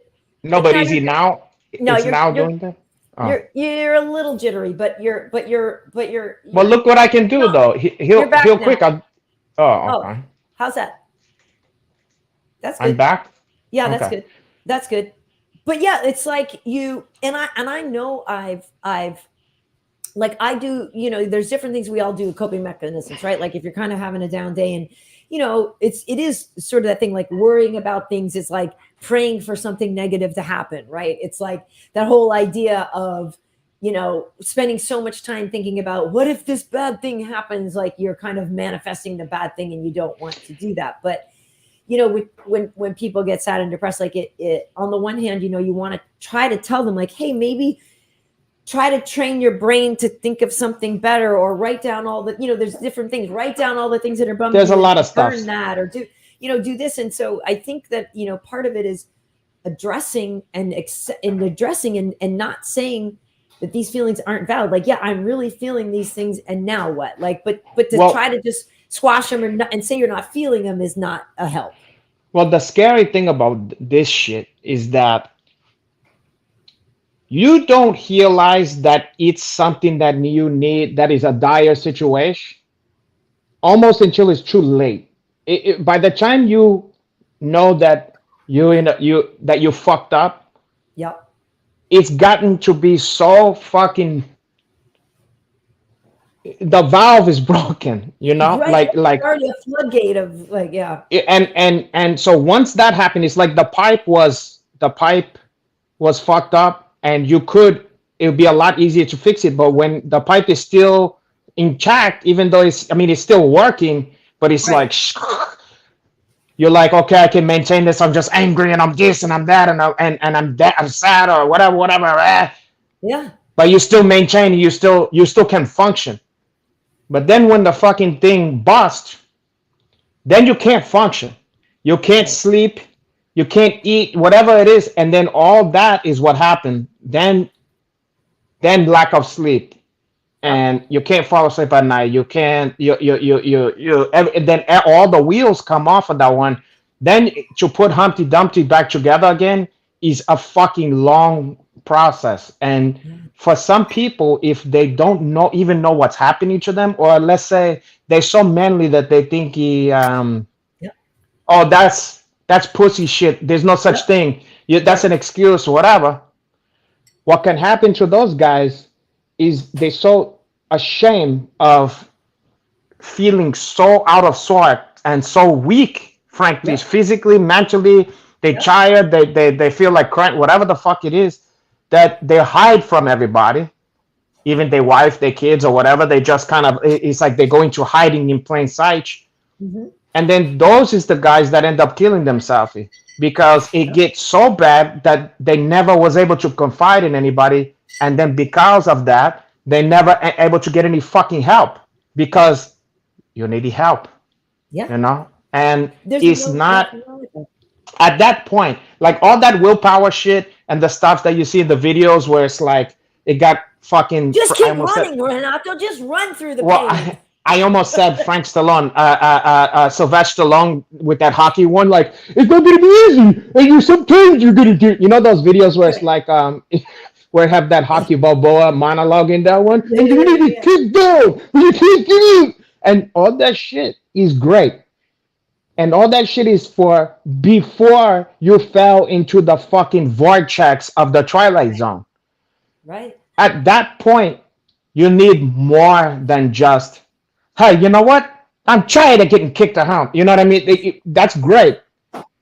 But we talking about when the fucking wheels come off. Yeah. You really do Yeah. need some fucking, it's a science. You need some help. Whether You need that some help. be, there's a billion different stuffs you can do, but to try to grit your cheek to what, stiff up a lip or whatever, and that Yeah. shit's gonna end up killing you. Well, it So yeah, literally will lead to, like heart conditions and all kinds of stuff. And I kind of mentioned it cancer, quickly exactly in the interview, hypertension. talking with Tyrone. But like, I remember going to Brazil, and on the bus home we were in Belo Horizonte, and literally it was a tough finale. And that was when Leonardo Santos won. And I remember standing there, like, in the octagon, and you're like, wait, Jose Aldo's crying? Like, what? Like, what am I looking at right here? You know what I mean? And the same night, Big Nog was fighting Fabricio, right? And Fabricio like broke his arm again or something weird. Oh, And I remember Anderson was backstage, and like Anderson's crying about Big Nog, and I'm like, okay, I'm seeing like literal heroes, like the manliest dudes, like in tears about their friends. And I just remembered on the bus home, like a lot of the fighters, singing, and some of them were singing, happy songs, some were sad, but like men were crying and all this stuff. And I remember being like, man, like American dudes are not like this at all. And I remember actually loving it and finding it so satisfying to see men feel things. Like listen, was, listen. It's not their fault. How come we don't do that at home in America? Because it's stupid. It's not the American man's fault. It has been beaten out of him. It has been beaten out of men. That is the way it is, and they've been taught that shit. Done. And it's trying to reverse that, because it's not doing anybody any favors. And you know what? Listen, you don't want men walking around pressing that stuff, because what we tend to do is, like I said, worst case scenario is like, you end up offing yourself.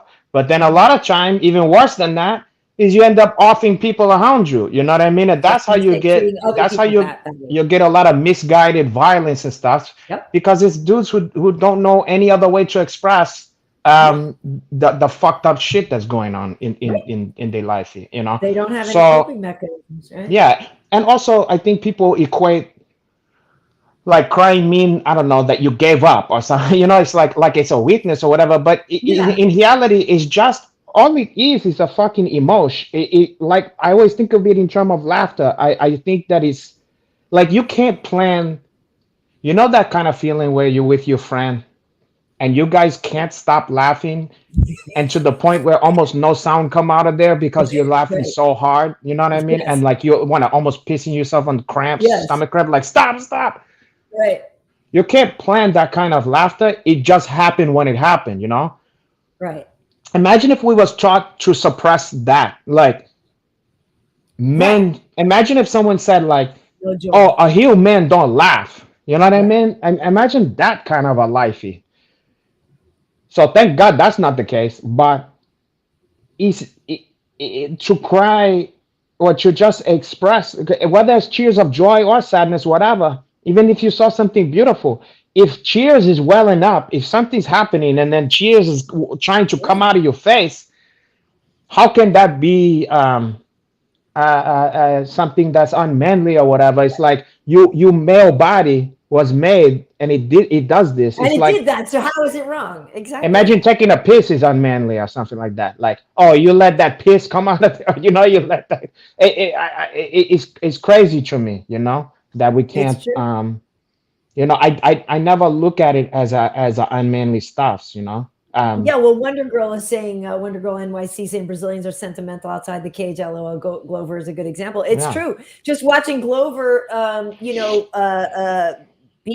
watching Glover with Pereira this past weekend, which is actually something I wanted to bring up. Like, just watching him as Alex Pereira defeated Izzy was a whole thing. And when you see like the joy in Glover's face, and I don't know if they have it in this B-roll, but like the joy he had though in seeing his friend win, we should celebrate that. Celebrate your friend's joy, celebrate your friend's success. Cry when you're sad.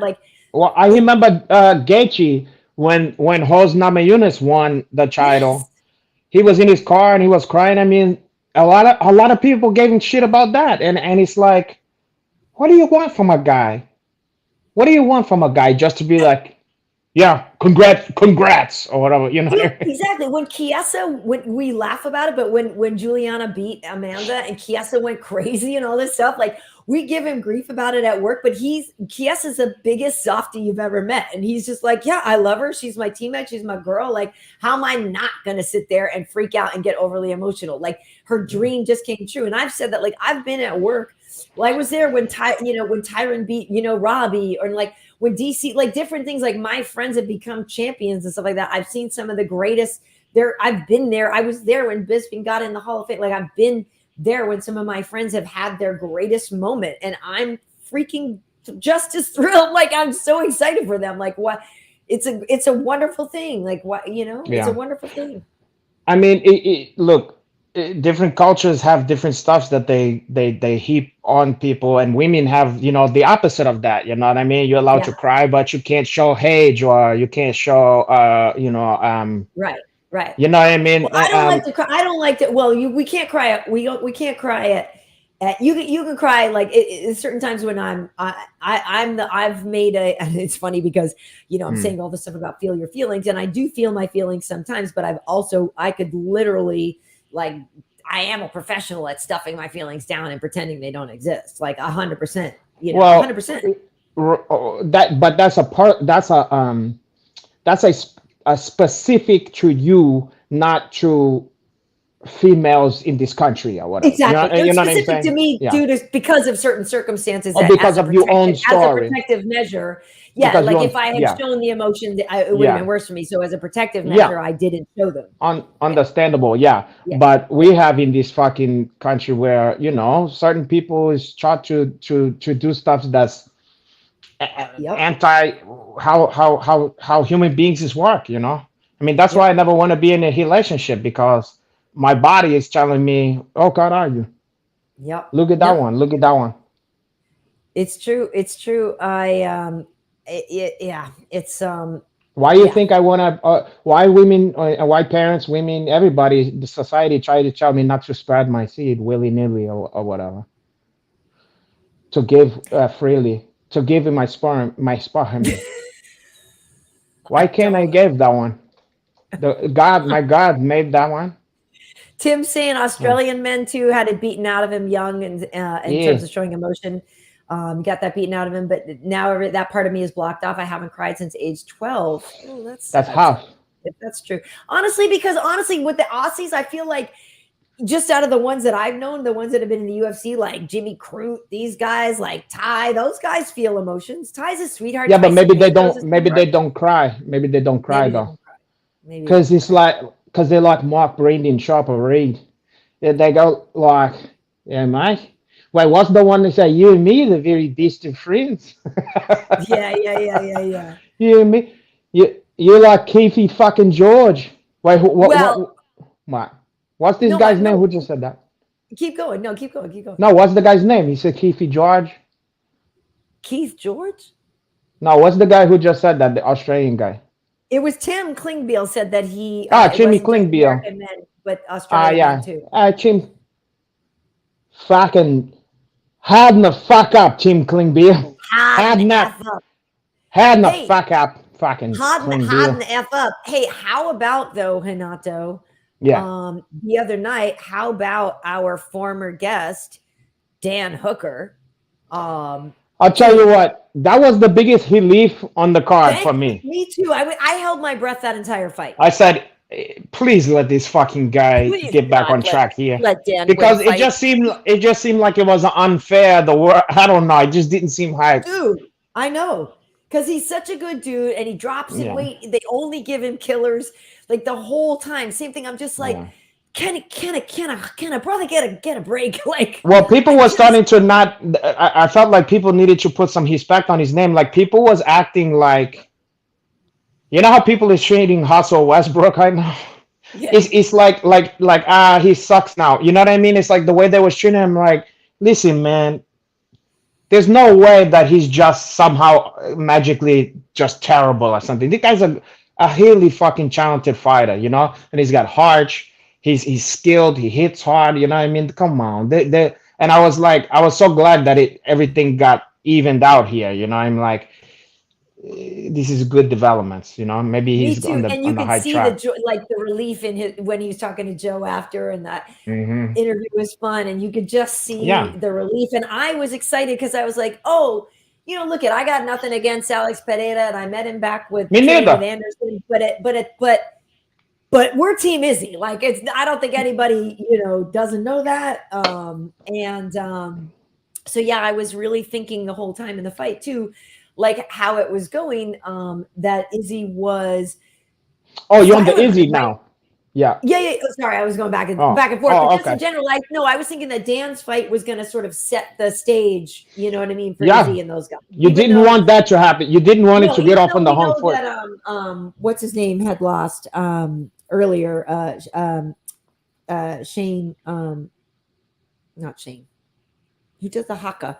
He lost earlier in the night. I'm not sure if I saw his one. Why am I blanking on it? Okay, I'll keep tell you talking. what, though, that good-looking kid, the one who looked like a young Renato Laranja, who fought on the preliminary, the fucking Okay. Chaw one from Oh, I'm thinking City Brad Kickbox. Riddell. Brad Riddell lost, and then Oh, I was hi, like, yeah, oh, that's a bummer, true, true. But But then Dan, yeah. but the kid who is look, hey, they say he's like the poor man's Renato Laranja. He was like a bouncer. He's like a Kiwi. Oh, Carlos Ulberg. Yeah, He is he. not a poor man's Hanato. Oh, the people listen. I don't make these things up. I'm just saying that But people say that or they say he's like the next coming or what's like. People say, look, if no, we just say he's fine. yeah, but Carlos they said, Ulberg is listen, they said there's very. a his semblance, the way he looked, the way he fight. And I'm not, I'm not gonna argue with these people. They see what they see. The hearts want what they want. But I have But to yes, say, he's of very confident. anybody on that card, Yeah, aside from it's a toss up between him and fucking Black Superman or whatever. What the fuck? Span. Oh, the way both of those gentlemen look that night, not the physical appearance, the fucking Yeah, fighting of that guys, and brutal. the way, what is it, Alberg? The way Carlos he Ulberg. Yeah. the way he fought, I might be wrong, but he looked like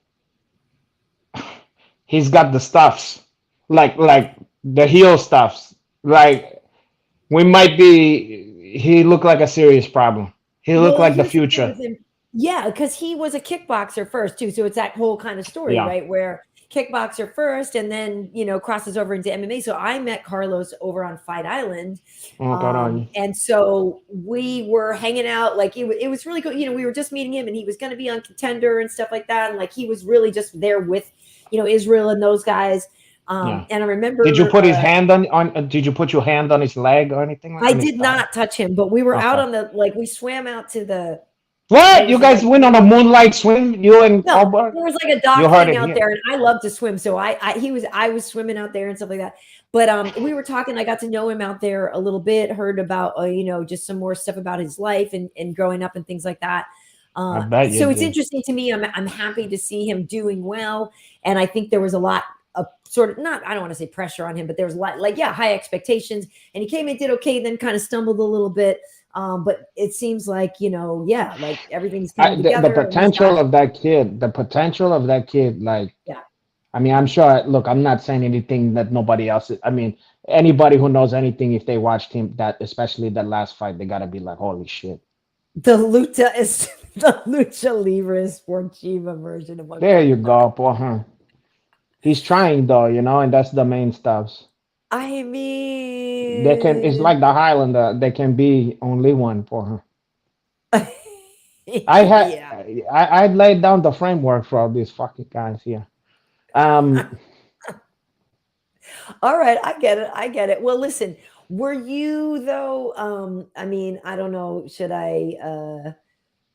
Wait, which one is this? I don't. Okay, yeah. So why you gotta show that again? Even because I'm depressed from this one. that's what I was gonna say because Izzy was doing so well, and Alex Yeah, knew he had to knock him out to win. I know. Listen, And like you said, Izzy didn't get off the G defense. oh, look, I don't know. I here's what I want to. when we eventually have Izzy on here, I want to ask him if he was doing trying to do some secret sauce, like some Brer Rabbit shit on the fence there, and he had something secret that he was trying to do, or if Pereira just simply trapped him there. Right. I don't know the answer to that one because it looked like to me, I would go to myself, get the fuck off the goddamn cage. And then sure enough, because there was a couple times all throughout the fight where you was like, oh, that was too close. And then sure enough, right there, it was like, there we go. And I think there was some stuff in the clinch that happened that was unplanned. I mean, I think there was some savvy shit that just looks ho hum or whatever when you're watching the fight. But I think there was some stuffs in there. I think Pereira's craftiness, like when you look at Easy Fight, Mhm. it's clear to see how crafty he is, you know? Like it's very showy, it's very exciting. Pereira, I think some of his craftiness is less easy to see Mhm. from the layman. You know, like I think that there's some subtleties to some of the shit that he's doing that only if you're fighting him, you're like, oh no. In the same way that like there's certain jujitsu stuffs that just simply look like two guys is having a mud hassling or whatever, Right. and then but you get black belts watching that one and they're going, oh, ooh, ooh, and the rest of people watching is like, Right. you know what I mean? And because you're like, if you knew how hard it was to do or what he's doing, how he's controlling that guy, but only with this much little bit of weight on here, and he's doing something that only a couple people is even understanding how genius or how high level it is. I think there's certain stuff that he's doing that is very very savvy shit, you know. And when you put that with the size, the strength, and the knockout power, he is a half customer, you know. Having said that, with the level of grappling that I saw from Izzy, which is not bad at all by any Right. means, it's just not your highest levels of wrestling and jiu-jitsu. I feel like there's a chance that there are certain fighters that could come up and potentially just make it a boring fight, take him down, and Take him and down. and have their way with him potentially. You know what I mean? I think that's the way probably to beat this guy. You know? Well, put it this way, like if when you think about the rankings, a guy like Lionheart would, yeah, take him down and submit him. You know what I mean? Something like that. Like it's like you get some of Most these guys likely, and at the of top, course, like your Uncle Lievs, some of these guys that wait, with the submissions. My uncle IF, wait, No, who? but I'm just saying some of the guys who have the submission threats and stuff like that near Yeah, the in the division two. Yeah, like there is going to yeah, be obviously they probably will do the immediate rematch, which I'm cool with. And like Izzy was run a long range champ for a long time, which yeah. also, by the way, you know, is why it was so rude. I don't know if people saw the like it's. I will say I Do we don't need like to how even bring that up? let me just say this. I don't like how quickly some people move to put people in the discard pile after they've been a great champion. Let's just leave it at that. What have you did to me lately or whatever? I mean, it's just Um, rude. It's it is rude. very Okay. rude. But I will say this: if I'm Pereira, I want that immediate hit match simply because this. Which fight's gonna be bigger? Nothing. Nothing. Right. And A, so that's the biggest money fight you can have. And then B, it's a guy you beat three Chinese. Okay. Right. And then C, you don't really have to worry about the danger of some fucking Hashin Sambo champion coming in and checking you on grounding and pounding you. So it's like if I'm him, I'm like, yeah, please give me that immediate him match. Yeah, I feel like totally, if totally. I'm him, and also if I'm Izzy, so I think it's a win-win. And I think that's what the fans want to see. The only thing I could imagine wanting to be curious about is Hamzat. And I think that Hamzat might be a little too small though to really impose his will. Maybe I don't know. I don't know though. I mean, Hamza, even when he fights at 85, I know a lot of people were talking about that, like with Alex, that he was so much bigger, on the night. But yeah, Hamza could. It's a big boy. He's a power. No, Hamzat's no, he could. dude. I'm saying that's what make it interesting, because now if Hamzat, I'll put it to you this way: if Hamzat was the exact size of Pereira, I would probably bet the farm on Hamzat. I'm just saying that the size of Pereira and also just the power of the striking makes it interesting because I would be very interested to see it. Let's put it to you that way. I got a question too. I'm curious, what do what was that? Bilal is saying they wanted to see Whitaker or Khamzat fight him. I think Whitaker has a lot of weapons, dude. Whitaker, Yeah, but too small. I just don't see it. I don't know. All right. I just think if Izzy has that much of a fucking trouble with that guy, I don't know. I mean, that's not always how. It's not always exact math, but listen, I'm not saying he don't have a shot. I'm just saying it's not like, ooh, he don't want to see Whitaker. I don't know. I mean, does Robert have more power than Izzy? Yeah, but also Pereira's I'm gonna have asking. more. I don't know. I mean, it's a. I think maybe when he catch you, yeah. But I feel that Pereira's probably got vastly more power than anybody Robert's ever faced. Well, Ohad is saying basically, yeah, it's like if Robert wants to wrestle for 25 minutes, it's like basically you like you were saying, the blueprint is probably there to take him down and It have to be whatever's the 185 version of Islam Islam. Makhachev. Yeah. Makhachev. Yeah. So it have to be something like that because there's entirely too much danger there, and he's just too crafty. He's too good at. There's 2 or 3 guys in the world in MMA who's gonna be as good at striking as this guy. Yeah. So you don't got a lot of chance there, but you have to have enough savvy to where you throw some kind of punches, kicks and punch to disguise some of the fucking checkdown. Let's see, Izzy. Did you read this one? I'm not sure. Wait. You should probably address this better. Wait, hold on. Izzy said he was. We've got a super chat here. Izzy says he was compromised as Alex touched his perineum before the fight. I would have First thought of all, I don't know. Small joint manipulation, Tim Klingbeil. I don't know if it does. That taint that so the perineum is between your asshole and your balls. That's the taint, isn't it? Yeah, so that chain your joint or you I don't know what that count as, but that's against that I'm commission. not sure. Ryan is saying Poatan has no gas tank, and that is the thing, right? We don't know.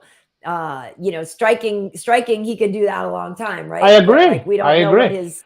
Yeah. However, clearly this fucking guy's a high level athlete, okay? Yeah, and I'm sure Izzy has been training grappling longer and is better at that.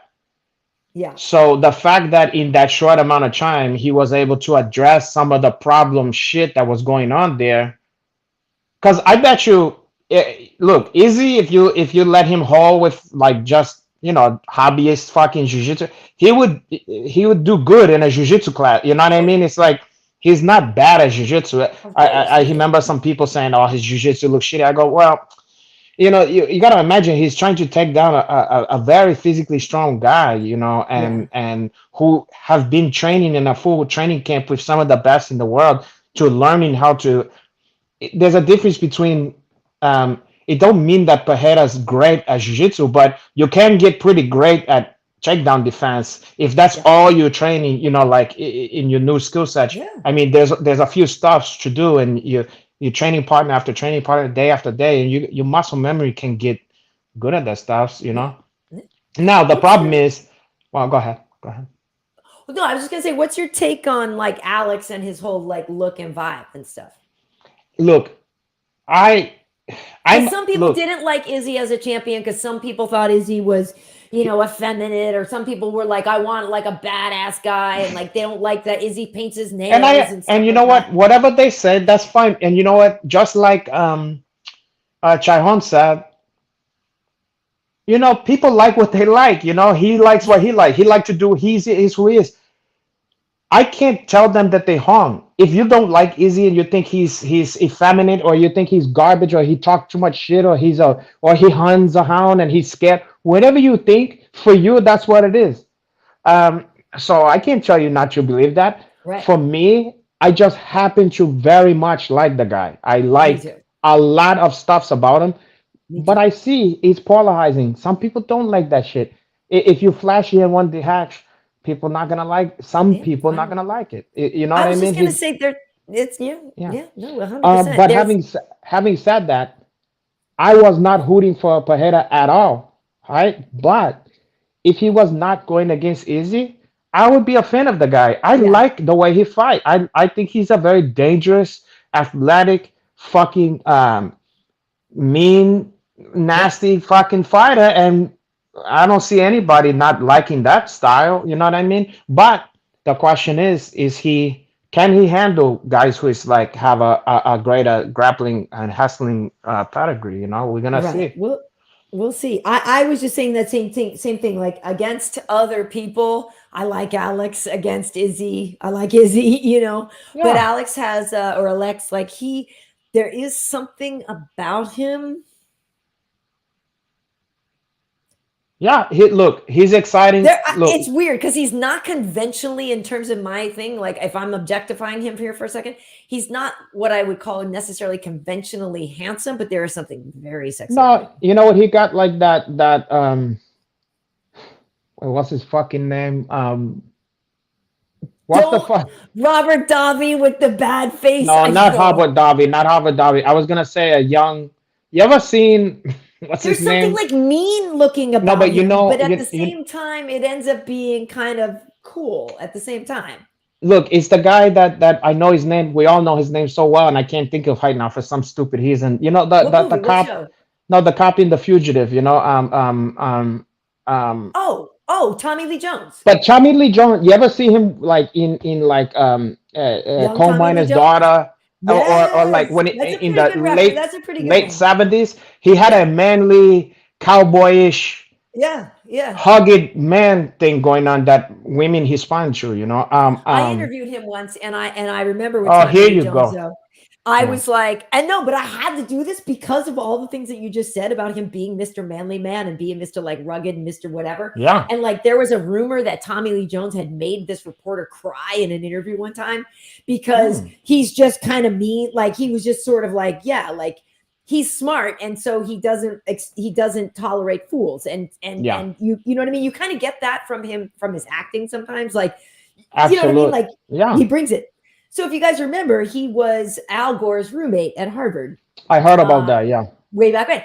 So when I went to interview Tommy Lee Jones, and it may have actually been for The Fugitive, or I forget which movie it was for, but I made sure right Under away that I Siege? was like, No. or maybe and I was like, hey, so yeah, blah, blah, blah, blah, blah, da, da, da, Harvard, I went to Brown, we're rivals or something. But I knew that saying that at the beginning was actually going to help me. Because then it was like, oh, he's like, oh, well, okay, you're not just some dumb bitch. Like, it was weird. But I knew going into it that like Tommy Lee Jones was a guy not to be trifled with. Like, not at all. Yeah. Yeah. No, I get that. He looked like he mean business, like a guy like Ed Harris or something. It's like, Right. like you don't waste the guy's don't waste my his motherfucking time. Literally, I went in there like, I cannot waste Tommy Lee's time. Because he would be mad. Like, have you seen that outtake of that thing where the guy's trying to jihad Robert De Niro for like a thing for like a show that they did about Tribeca Film Center or whatever. Okay. It was a thing on The film Fox, festival whatever or they was something? trying to do Okay. a Fox thing. Yeah. And there's an outcheck where he just hips this guy in the asshole because he goes tonight on Tribeca, so and so, such and such. Watch it at this time or whatever. And the guy goes, "Yeah, okay, Bob, can we do that one again, but with like just generally more energy?" And he goes, "Wait, what?" And he's like, "No, no, I'm sorry. That is good energy. Excuse me, but you don't know what you're talking about. That is good energy. Excuse now, we're not selling cars. Now, excuse me, you don't know what you're talking about." And the guy, what the That's fuck you when gonna you say? like you Yeah, slowly just no, no, you don't know what you're talking about. Yeah, exact. And the guy, what never. the fuck is this? What the fuck is this director who's doing the promo for some fuck show or whatever gonna tell It's Robert De Bobby Niro? De Niro. Yeah, but he goes just generally more energy. He goes that is no, I'm sorry. He goes that is good energy. A little bit. You insulted Yeah, me a little he goes, bit. that is good A little energy. bit. No, That I'm is sorry. that No, is good I'm energy. sorry. I'm sorry, but you don't. I'm sorry, but you don't know what you're talking about. But I'm you don't know what you're sorry. talking about. Mixed martial anarchist, thank you for the donation saying we're hilarious together. Thank you for the content. Well, Thank you. thank you for tuning I'm in. sorry, mixed martial artist anarchist. I'm sorry, but you don't know what you're talking about. He No, does you know. do Thank you do know what you're talking about, Miss Martial Art Anarchist, martial arts, capoeira. Ryan says Puatan looks like the Amazon version of the Hills Have Eyes guy. Let me tell you something. I hate to say this, and because I wish it wasn't against Easy, but I like all that shit. That Amazon Warrior shit that he had I on, do too. That's what I'm saying. that shit is scary looking. That shit looked like what's like some shit out of Apocalypto or something like that. Like he's headed to a suck, Totally. like to cut after you lose to him, he's gonna cut your heart out and and eat part of that one and And then leave put something on the altar. Leave your scalp on yeah. the altar and God, leave are a, you? It was yeah. very that shit look intimidating, and the size of him, and the tall, and the fucking lanky farmer strength shit, like Yeah. that shit looked terrifying. I mean, I'm all for it. I like all of that shit. Yeah, I agree. Okay, so I have a question for you as to what you would like to see next. Are Wait, would you you like to see me in a getup like that, where I'm barely wearing anything, I have a head face, and you see all the goodies or is whatever? Tyrone Spong an option instead, or is that? You know what? Listen, you're gonna be sorry what I'm gone for. Oh God, are I you? tell you I love you, don't I? I tell you how much I care Not enough. You know because you what? usually have a litany. You have a bunch of Listen, ladies at your house. I listen, gotta take a number to listen. get Show over there me. to even say Oh hello. God, you show me. Don't tell me. God, you gotta check a you gotta check a number like the deli outside my house. You have it those That's numbers. what The I'm one. saying. I Yeah, can't but get to then you you. get the super such. I'm gonna call your number eventually, and then you'll be like this. Oh God, it's my turn. Porra. All I get is baloney. It's Um, Like no, but at my place, you're gonna get mortadella. Oh God, are you? It looked like bologna, but there's more flavor on that one. oh Um, God. Oh God. Okay. Hey, listen, question for you. I feel like a lot of people thought this was going to happen and that Zhang Weili would li- reclaim her title. I listen, feel bad for Carla because I feel like a lot of people were not believing in her, even though she's the underdog who can and who has beaten people that quote unquote she shouldn't have. But yeah. Zhang Weili has become kind of an unstoppable force. I was trying to give Carla the benefit of the doubt Yeah. because I know she got a lot of heart and she got some great fucking hustling. Crazy. But Great. the Great. nightmares that the thing that anybody who's a fan of Carla was worried about came true. Is that Zhang Weili, is that how you said that one? She Yeah. is she's a stud. She's a fucking she's just she's a beast. She is, and it's tricky for me because you always we know technique beats strength, right? Technique beats Well, whatever. Like, but when you have technique and strength, you know what I mean? And it's like Zhang Weili is her physicality is incredible. Like when you really do watch the workouts, she's like, I've literally watched workouts of hers, and my brain is like, well, how is this even? What are you doing? You know what I mean? She's just She has everything. powerhouse. She has everything, and also on top of that, the thing you can't teach, she's also just a killer. You're not like a killer, and not everybody have that. Even there's also great people in sports, even great fighters, who you don't say is just a killer. You know what I mean? Like she's a killer. You know, on top of everything else. So it's like she's not careful, and you know what I mean? It's like she's gonna try to take your fucking head off, and she have everything to back it up. She's not afraid. And then if you don't have the striking to back her the fuck off a little bit, you don't have a chance, Hilly. You know, if you don't have the power in some kind of way to knock her out, she's not gonna respect you, and she's just gonna bulldoze you. Right. You know? Yeah, I mean, it'll be interesting if Rose is next, or what is gonna happen, because Rose obviously also has a submission. We know obviously they fought before, but she does have that submission option more so than maybe some other girls or whatever. But and Rose has long jab. We know what she did to Joanna and stuff like that. But she has also knocked her the fuck out. So we know that that there's danger there. You know. Yeah. Those two is meant for each other. You know, they like star-crossed lovers. You know what I mean? Like I mean, it's not exactly Ali Frazier or whatever, but you know how certain people is like just, like Jake LaMotta and fucking Sugar Hay. Let's see. Yeah.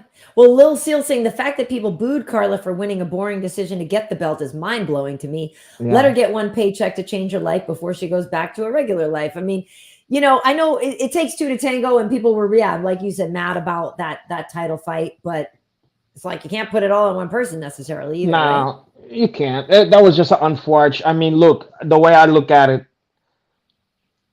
Black Beast and Ngannou gave us one of the most boring fights in the history of MMA, and they are two of the most exciting fighters before and since. So it happens sometimes. Sometimes it's just a bad fucking night. We see it in all kind of sports. Sometimes you're watching the NFL and the game is a fucking stinker. You know what I mean? Or basketball or whatever. It's just it's a shitty game. Both teams was off. One team barely fucking won, and it was just like they both lose. Ugh. You know what I mean? Yeah. It don't mean that that's who they are forever. It don't mean it's just it was an off fucking night. 100%. I am curious to what you thought though, because this one, not necessarily the fight, but the aftermath. So some people are giving Michael Chandler some grief for a video that he posted where, he has the mask on his face because he's got the swelling, and he's talking to his two sons. Okay. And, talking about how, the fight didn't go well for him and this and that. And some people are like mad that they're like, oh, he's performing for his kids and like using them in social media. I think he was just trying to explain to them, it was a bad night at the office for daddy, but I'll be okay. And I look a little weird for a couple days. And he had a mask on? Yeah, like one of those, like a facial thing that you put like in the freezer and then you use it to cool your face. Oh, yeah. Oh, okay, yeah. Instead of like cucumber slices or whatever. Right. And he's doing a video, and people were mad that they were like, oh, he's using his kids, and it's like they're I don't know. He was just trying to say, look, yeah, daddy had a bad night, but whatever. Listen, life's good. It's so funny how everybody wants to weigh in about how people is with using their kids or whatever. Who gives a shit? What do you? What's funny is like first of all, I haven't seen the video. This is the first I'm hearing of this, but it's just funny to me that like, imagine fixing yourself to hide that down on the computer about how look at how it, like who? What do you give a shit? Like, who? What do you give a fuck? What do you give a fuck? Exactly. I mean, I didn't mean to say that word. Sorry. By the way, though, okay, but what did you make of this fight? Because Poirier, exciting. At one point, I texted our boy Alan Joban, and I was like, bro. Oh, because Poirier was in some trouble. Listen, so I like these fighters both very much, and for a long time. However, I've I've actually hung out a little bit with Chandler, but Poirier, Nice. like I said, he's done favors for me and stuffs, and been a he have been a heel stand up guy in, Yeah. and he's been a like a he's had my back in some situation, not fighting or whatever, but in terms of shit that I was trying to do in that he didn't have to do. So he was a, you know, a stand-up guy, and I really appreciate that. So even though I like both of these guys, I was hooting. I mean, and I feel bad because I like Chandler too, but I was hooting for Dustin, you know. So there was a minute there where I was like, ooh, you know what I mean? So the fact that he pulled his shit together and turned that shit around was very exciting, you know, very exciting stuff. Yeah, I didn't I really have a dog in the fight. I like both guys, and I don't yeah. really have anything personal. My text to Alan was really more about your homie's in it right now. You know what I mean? Because Alan and Dustin have been hanging out a lot since Alan Yeah, has moved and back to training together, Louisiana. And and yeah. yeah, exactly. And that was Training together another and stuff like that. reason. That was another reason, and the whole Lafayette and all that stuff. There was just too many boxes checked on the Yeah, Dustin side. So like, if I'm gonna pick one, I just had to. There was just leaning same. towards there. Now, not to say that I don't like Chandler, but Well, and exactly. Chandler have given us fight fans some of the most exciting moments I've ever had watching the fights. I mean, 100%. and what he said, I used to say this too, but Dana said it well. It said the same shit. He said I never heard anybody say it, but he's like almost like Arturo Gatti, you know, Mhm. of MMA, you know. And I Yeah. always thought that about him and Eddie Alvarez. I felt like they was like I was MMA's. just going to bring up because Eddie tweeted something or put a thing out I about the saw, trilogy, and and that's that's funny wishful. because I That's first wishful saw Michael thinking. Chandler at those fights too with Eddie Alvarez. That's wishful thinking from Eddie. I hope for his sake, I hope that happened. But I think that Chandler's probably on to. He's thinking about the McGregors of the world. You know what I mean? I Yeah. think he's not chomping at the bit to get in another slobber knocker with a guy who's not in the UFC right now. But those fights that they gave us remind me of fucking Gatti Ward. You know, I mean, there was like Yeah. the MMA Gatti Ward. I mean, where it's just like I don't know how this man is doing this stuff. You know, God, are you? Well, Some of the most exciting, and they leave them a piece of themselves in there, and that's for us. So no matter what, someone like Chandler, I appreciate people. I mean, we don't appreciate enough. Some of these guys is killing themselves for our entertainment. You know what I mean? And like, you gotta have an appreciation for that. You know, a lot of these guys is not going to be quite the same in their life, you know, and it's not for us specifically, me or whatever, but it's for the us that's watching this shit, you know, and they don't have to fight like that. You know what I mean? Like they're killing themselves for us, you know, and I for one appreciate that shit, you know. it's true. Well, he said something about, I'm here for a good time, not a long time type thing. You know Mm, what I mean? And that's definitely the approach that Michael gives in all his fights. And yeah. like you're saying, the ones with Eddie, like that's when I first got, really got to know Michael a little bit and saw him fight was at, some of the Bellator ones when he and Eddie was kind of Long Beach or one of the ones here, right? Or whatever. Man, I And don't gotten to remember. know I him don't a know. little bit. And I really like his, like his positivity and his approach. And like you said, like he's been in just like nothing but wild, crazy fights. So thank you. Even the other people he fought in Bellator, I mean, fuck. Yeah. Some of those fights was crazy. Yeah. What with Yeah. Pitbull and what is it, Patricky Pitbull or whatever? Pitbull. Yeah, Exactly. Patricky. Yeah. Yeah. Um, dangerous fights, dangerous stuff. yeah, no, I wanted to look at some comments here because people are Oh, having talking said about that, some of wait a the second. I'm gonna say something though. Having said that, I did not care for the. oh, the fish hooking was I didn't bad, care bad, for that. bad, bad, bad, bad. Well, And that don't. Yeah. go ahead. No, I was just gonna say Shiger Tark said this fight finally show that Chandler is just not elite.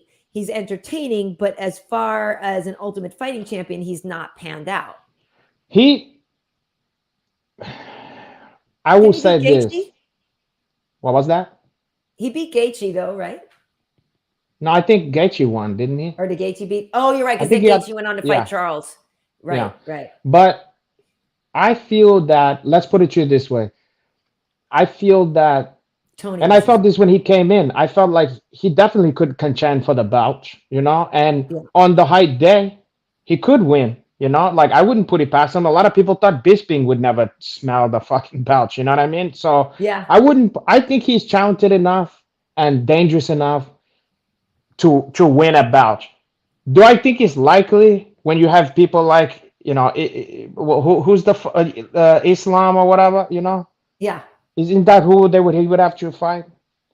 Makhachev is the champ. Yeah. Yeah. So having said, like, if you took him out of the fucking equation, because frankly I don't know who's gonna beat that guy. You know what I mean? I'm sorry. I don't know who. I don't know who any of these fucking guys can beat him. But Mhm. if you took him out of the equation, yeah, of course, I think that Chandler could, as just as much as Oliveira could win, or Dustin could win. You know?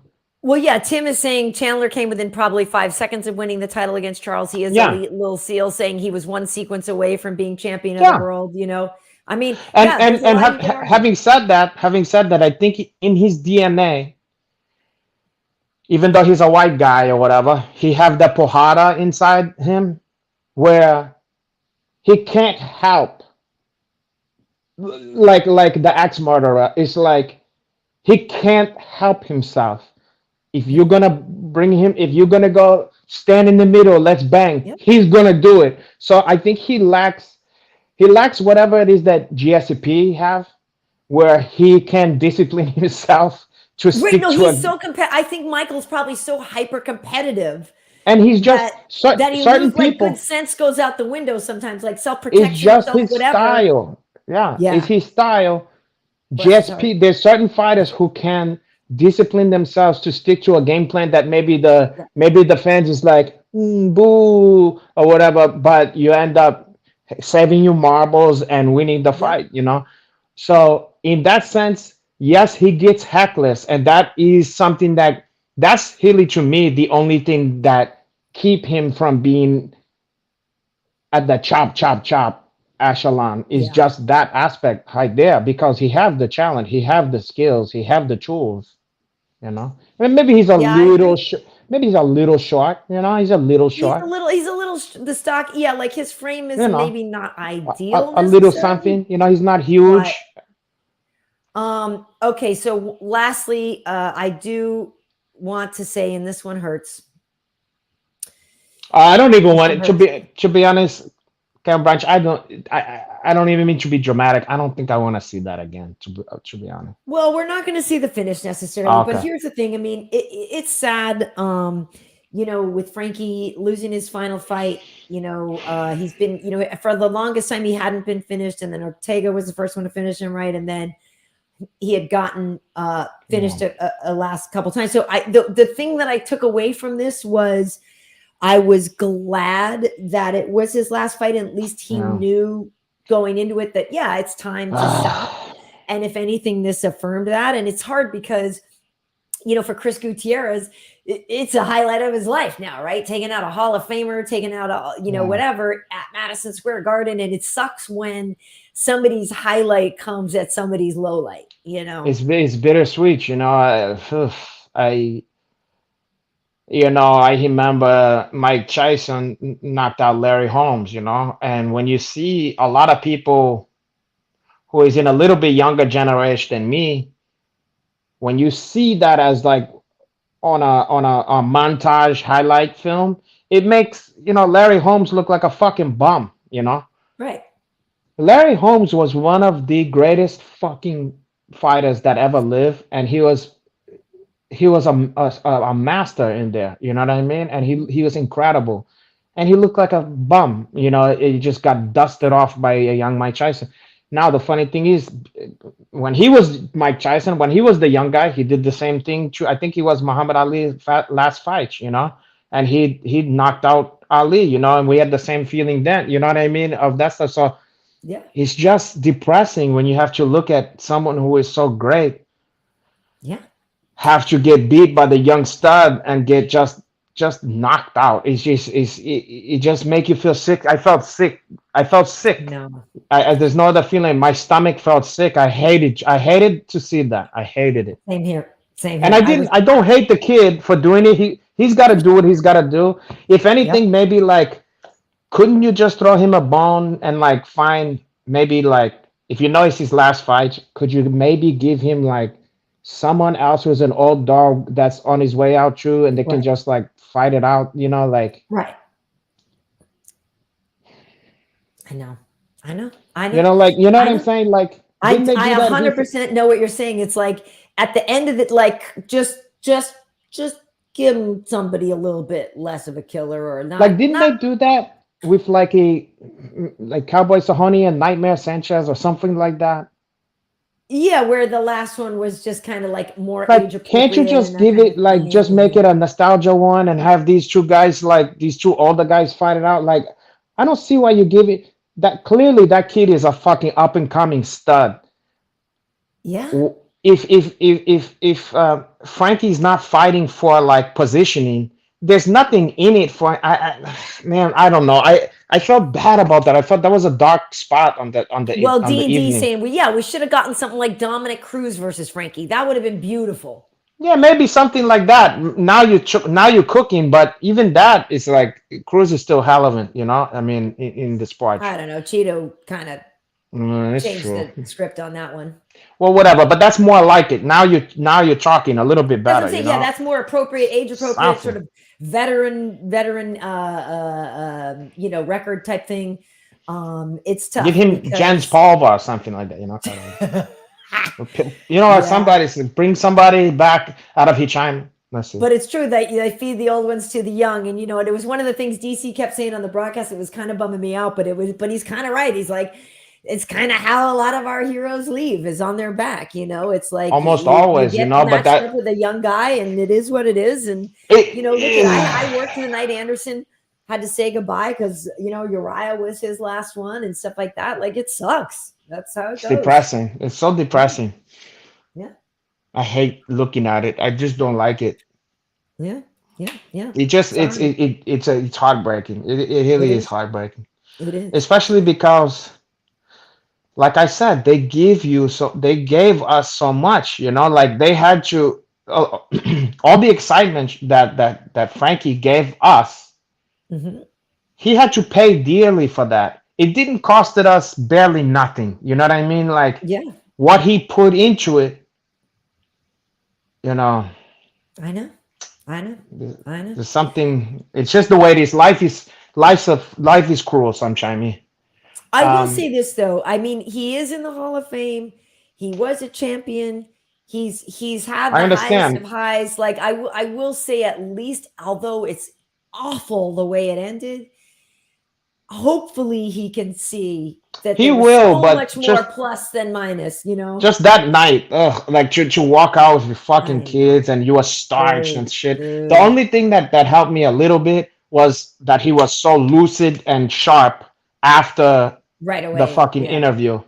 I mean, during the interview, like he wasn't out of it, which I appreciated that, But Right. yeah, I like the guy. I like the guy, do and I. I think he's if you are a person who like fights and like fighters, whether it's UFC or kickboxing or boxing or any combat sport, Mhm. he is the kind of person that you have to admire or that you have to look up to. He is what is a fighter. He's a fighter. You know what I mean? That's what it looked like. And I wished better for him, but in life ain't always a storybook, and that's the way it is. True. It's true, but I do, as I'm sure everybody, appreciate everything that he did. Oh, and on and top really- of that, Go ahead. Yeah. the nicest fucking guy. When I met him, I've met him a couple times and just had some conversation. Couldn't have been sweeter and more open and headed to joke and stuff like that. And Yeah. a pleasant surprise, like, because you don't know how some of these guys is gonna be. You know what I mean? He might be a guy, like the jersey. He might be Yep. like, "What do you want? Get out of my face." You know what I mean? No, he's And great. He's yeah. great. I did a UFC one-on-one show with him, which is like a Oh, half-hour episode, a half-hour interview show. And so I'd gone to Henzo's, we were in, in New York, and did this whole thing with Frankie. And I didn't really know him before that. But yeah, he was so great and just such a nice guy. And it was just a funny. He told the funny story of when he won the belt over in Abu Dhabi, when he beat BJ over there. And when he was coming home, like the newspaper in Tom's River, New Jersey, and they were all like said that he was coming home with 15 pounds of gold, and they meant the belt, or whatever. But he said that when he got home, people literally thought he was going to have like gold bars, because they were like, "You were in Abu Dhabi." Like they literally thought he was coming home. Like, let's see that gold. Yeah, They're like, that's great. That's great. Let's see the gold, brother. Let's see the gold. Yeah, and like just a funny story, but he's just he everything about him. He works hard. He's gonna be fine. Look, he's gonna be fine. It's just that he didn't get your hide off in the sunset. Look, you know what the thing is true here. Look, just like this tragedy that we've been talking about, life is not a movie. This is real life, and real life, it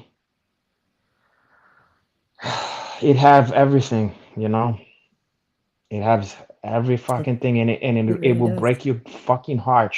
But you know what the funny thing is? It's like you still want to end. It's what? It's like it breaks your heart, but you don't want it to end. It's like these funny things. Yeah, exactly. Yeah, exactly. There's so many other moments that, for some reason, as much as this thing kick you fucking cheating and you lose people and all these things go on, you're like, I still want to fucking don't let me leave this thing or whatever. And it reminds me of Willy Wonka, and they're on the boat, and it says, "The suspense is killing me. I hope it doesn't end." You know what I mean? It's that whole thing where they're going through the tunnel and it's going crazy, and it's like, "Oh my God, what's happening? What's happening? What's happening? The suspense is killing me." And it's like, "I hope it doesn't stop." Yeah. It is kind of that thing, because I guess we all don't want, like, the worst thing would be a boring life, right? Where every day really was the same. Like that's the boring part. But Woody Allen of all people had some kind of, he was talking about his philosophy. He was talking about this dynamic that we're talking about, and he said it in the form of some old borscht belt joke about two like yentas who is like at a who is at like a buffet or whatever in the Catskills, and the one of them is like, oh, this food is terrible, and the other one's like, I know, and such small portions, Totally. And he was like, that's life. It's so true. Like, this fucking shit, it goes quick, don't it? You know what I mean? Like, so you have to laugh sometimes. You just gotta say, this fucking life. Sometimes I just look at it and think it's a dark comedy, and I mean it. And sometimes you just gotta go, wah, wah, wah, wah. Well, it's true, and it's funny because I say that I have a mantra. What's meant for me will come to me, and that does help. I know it maybe sounds like stupid or whatever, but when things aren't going my way and whatever, it actually does kind of help to just think of it that way. Like, well, look, I have something right here that's meant for you, Karyn. Well, Karyn. The rest, it's gonna come to you. I don't want to articulate the rest. Okay. But in summation, Renato, and as we do wrap this up, I do think, obviously a lot of us are very sad about Rumble, and like Tyrone was saying, if anybody joined us late, Tyrone Spong came in, hung out with us for quite some time, sharing some stories about Rumble, and also just talking about, dealing with sadness, dealing with pain, a lot of things that I think are really worth people listening to and checking out if you missed any of that to back it up. But yeah, like, Rumble, when anybody passes, I guess it gives you an opportunity to check in, with yourself and with your loved ones and with other people, and to really, take an assessment of things. And I will say, like, I'm I make a point of it, and I specifically remember this, but like when I was hanging out with Suga a few weeks back, we were out goofing around, and I remember like having a conversation with him when I told him how much he meant to me, because it was important, and we don't do that enough. That's something you So have to learn to do. This is the kind of thing that teach you to do that, because you do, or when you're younger and these things haven't happened to you yet, you think that the party is gonna go on. You think, yeah, everybody think they're gonna live to 100 years old and pass away like what's his name, fucking Don Corleone. You're gonna yeah, be you're gonna be with your grandson goofing around, and you're gonna die in the fucking tomato garden or whatever. And right, that's not the fucking way it all always work. It very rarely work out like that. And it's yeah, not like a Cialis commercial where or Levitch where you two old people on the fucking in the beach in true bathtub, empty bathtub, so holding hands. Listen, motherfucker, you think that is gonna be that way? And I don't know why everybody think that. yeah, And you know what? This is one of the reasons. I know people always think I'm cynical about this, that, and the other thing. And a lot of time, when people say, how I tell you that I don't, I'm like Tyrone Spong. I'm a lot of time a loner, yeah, and I like to have people, in my life, but I'm mainly like solid, to be on my own and shit like that. And then sometime I've had women who is get salty about that, and a lot of time they come with this. They go, well, aren't you afraid of dying alone? Aren't you want to be lonely and old? And I think, well, isn't that something like, who the fuck told you you're gonna get to be old and anyway to get to be alone or whatever the fucking thing is you're you're worried right. about? And I'm like, that's cute that you still that you th- you know when you've had enough of these things happen, you realize like all bets is off. You don't know what the fuck is gonna happen, let alone, oh, I'm gonna meet somebody on OK Cupid, and he's gonna be, we're never gonna be alone again. And all my, it's like, if that's why you're getting with some, you know what I mean? Like, look, man, Yeah. you better enjoy your motherfucking self, and Well, you better take your chances, and enjoy yourself. God, I was going to say the flip side of that, unfortunately, and it's a lesson that I learned the hard way, and a lot of no, people learn, God, and it's what I beat myself up for is like, yeah, if something isn't working and it's not right, like don't waste your time. And honestly, you're if there's fucking one a. great sadness of my life, there's a couple, Oh, but one of them is wasting time in something that I knew wasn't working for me, and sticking around longer, and like letting like life path go by when I well, should have taken, whatever. We all have reasons why we do fair whatever, enough. and there's, But I'll tell you what, all of these, let's say, failures, failed experiments, grief, loss, all these things is what eventually show you what it is that you do want and what it yeah, is that you will tolerate. And you yeah, can't know this coming out the gate, So some of the yeah, that's stuffs, true. but I'm just trying to say that some of the stuffs that people think I'm a cynic or a grumpy, I don't, Yeah, I have a cold heart or whatever.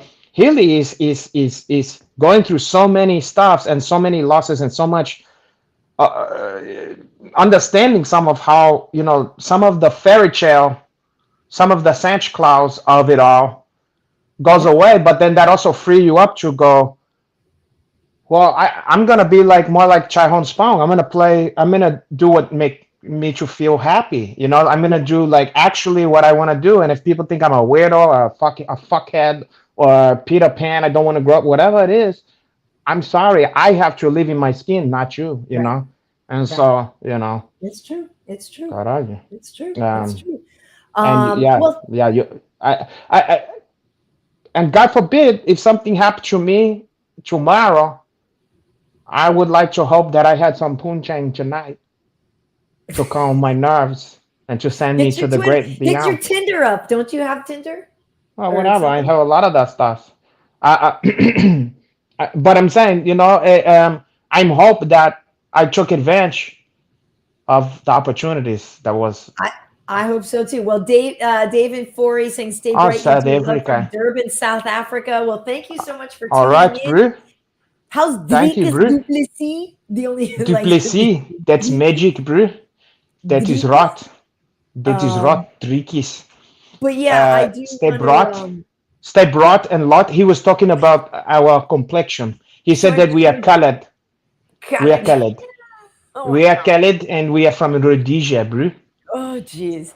Well, yeah, we should wrap it up, but I feel like mission accomplished. Actually, I do feel like the show kind of was what I was hoping it would be. Yeah, it's on a A very like a special episode. celebration, and yeah, very on a very special episode. But Yeah. we pour a little out. But like you were saying before, like Rumble was a an affable, upbeat, likable, fun guy. It's like you know what I mean. He wouldn't want us to Yeah, be all sitting around crying and stuff like that. it's bad enough that he was died. He probably said this. It's bad enough that I had tried, but now you guys also all depressed now. You know what I mean? Like fuck. You know what I mean? So you have to mix in. It's balance. You gotta mix in. And I like this episode. You mix in the grief and also the good chimey, the Yes, smiles, the good that stuff because let's face it, it's knowing true. him, one stuff that I always Yep. remember. Oh, okay. Right. Oh, We got robot Renato right now, but hold on.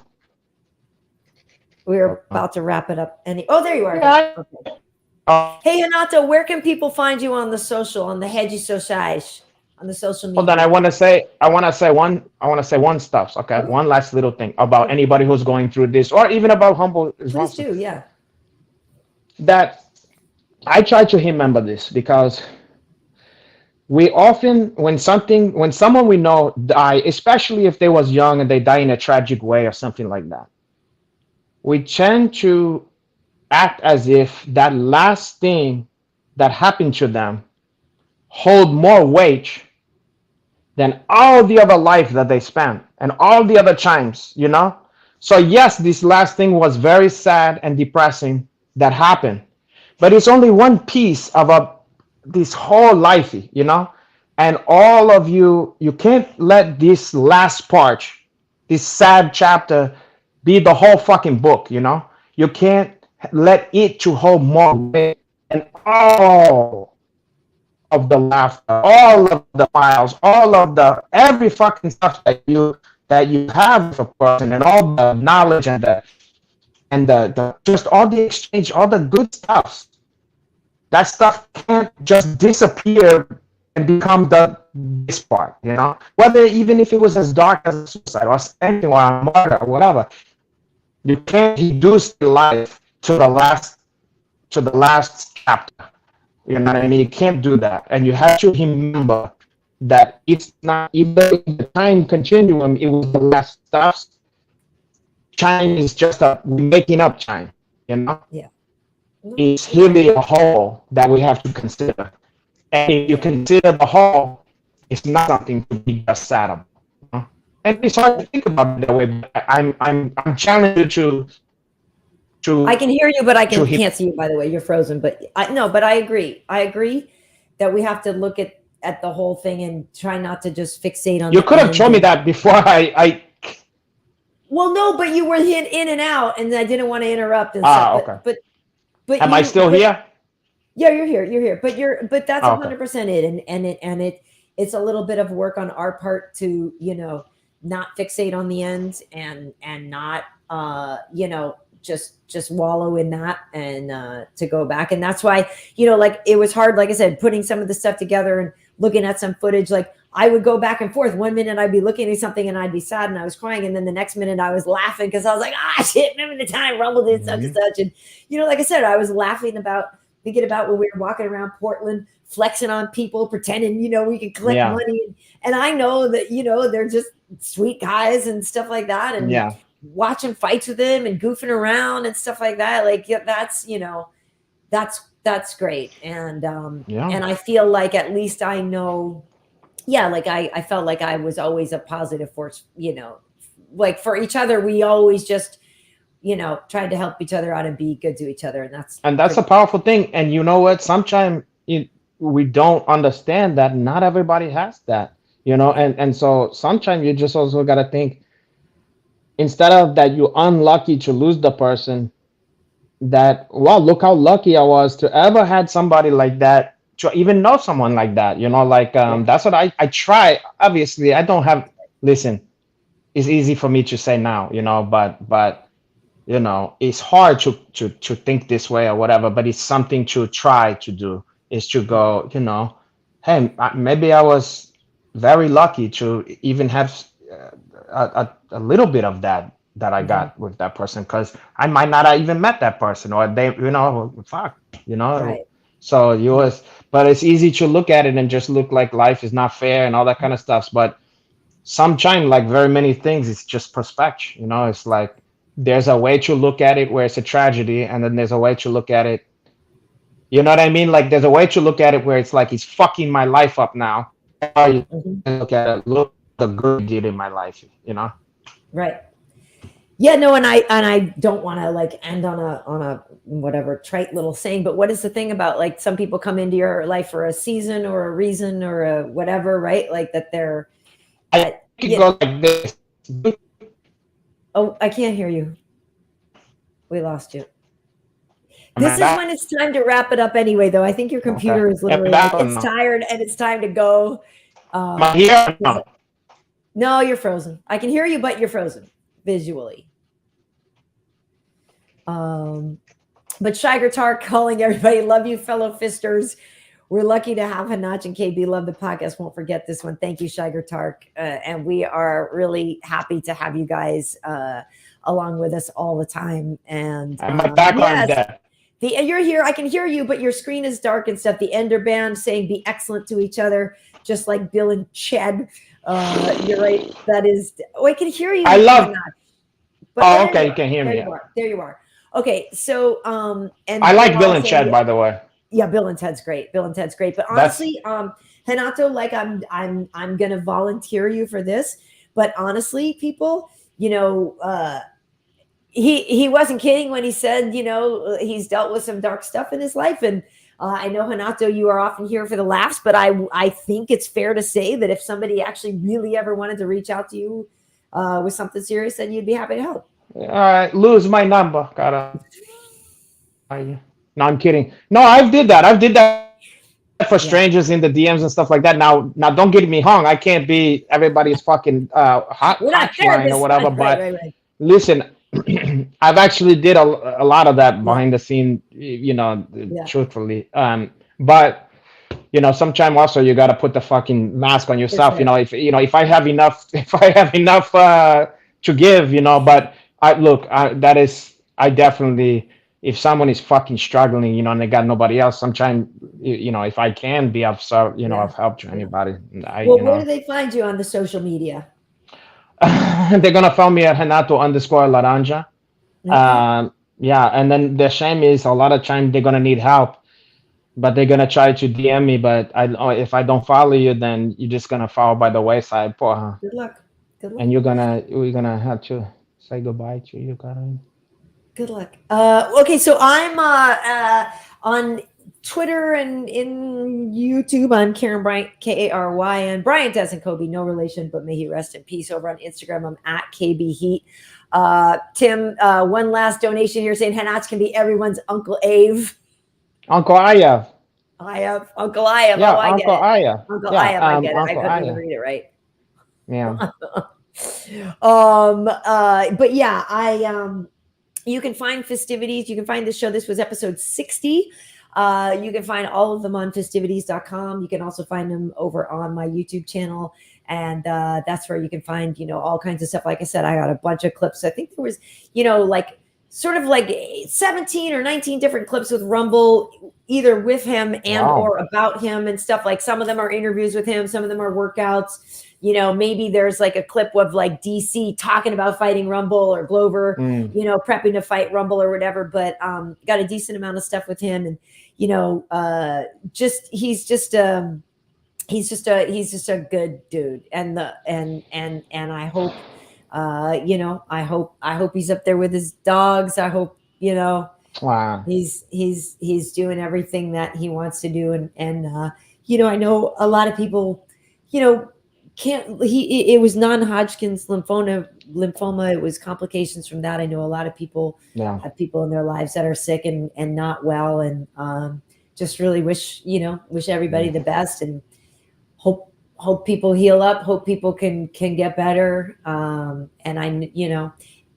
yeah, it's really hard. I guess just the message is, if someone's around and you need to tell them something, tell them. Yeah, it's important. Yeah. All right, Renato. Well, you know what? I actually do really care for you. You are my dear friend, and I do love you, Renato, and I do appreciate every Tuesday that we've had together. It's been really fun. I'm not even kidding. It's actually been some of the most fun I've had over the last year, which is good and bad in different ways, but I really do actually look forward to doing this on Tuesday nights. It's a lot of fun. Well, only in the last year, this should be some of the most fun you had on your whole life, Carla. Well, I appreciate that, and I'm glad that you can feel those kind of warm feelings toward me, and it's good for you to feel that way. Yeah, folks.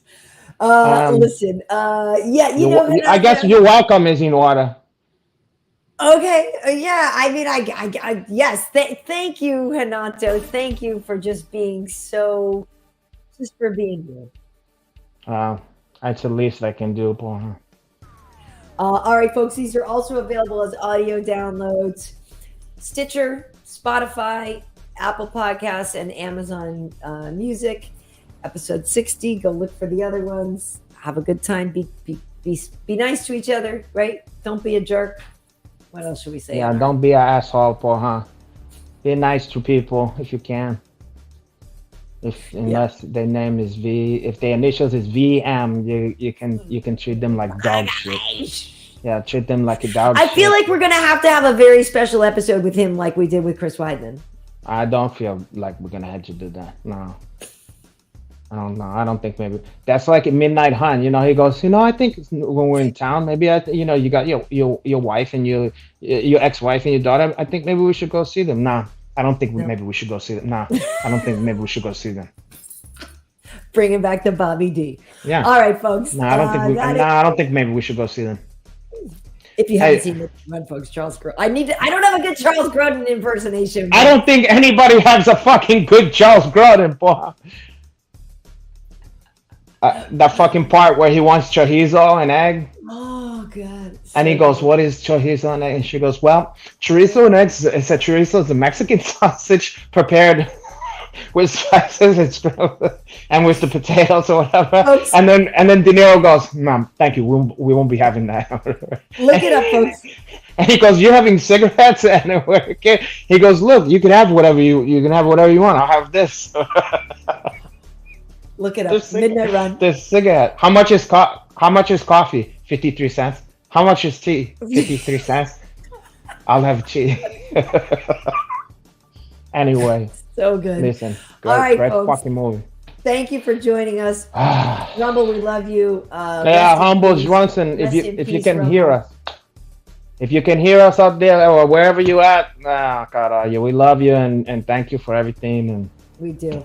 We'll be there fucking one day too. So what can we do? We're not better than you. We're coming. We hide behind you, cara. Anyway, I'm kidding. Okay. Right, thanks for joining us, everybody. We'll see you soon. Ciao. Bye.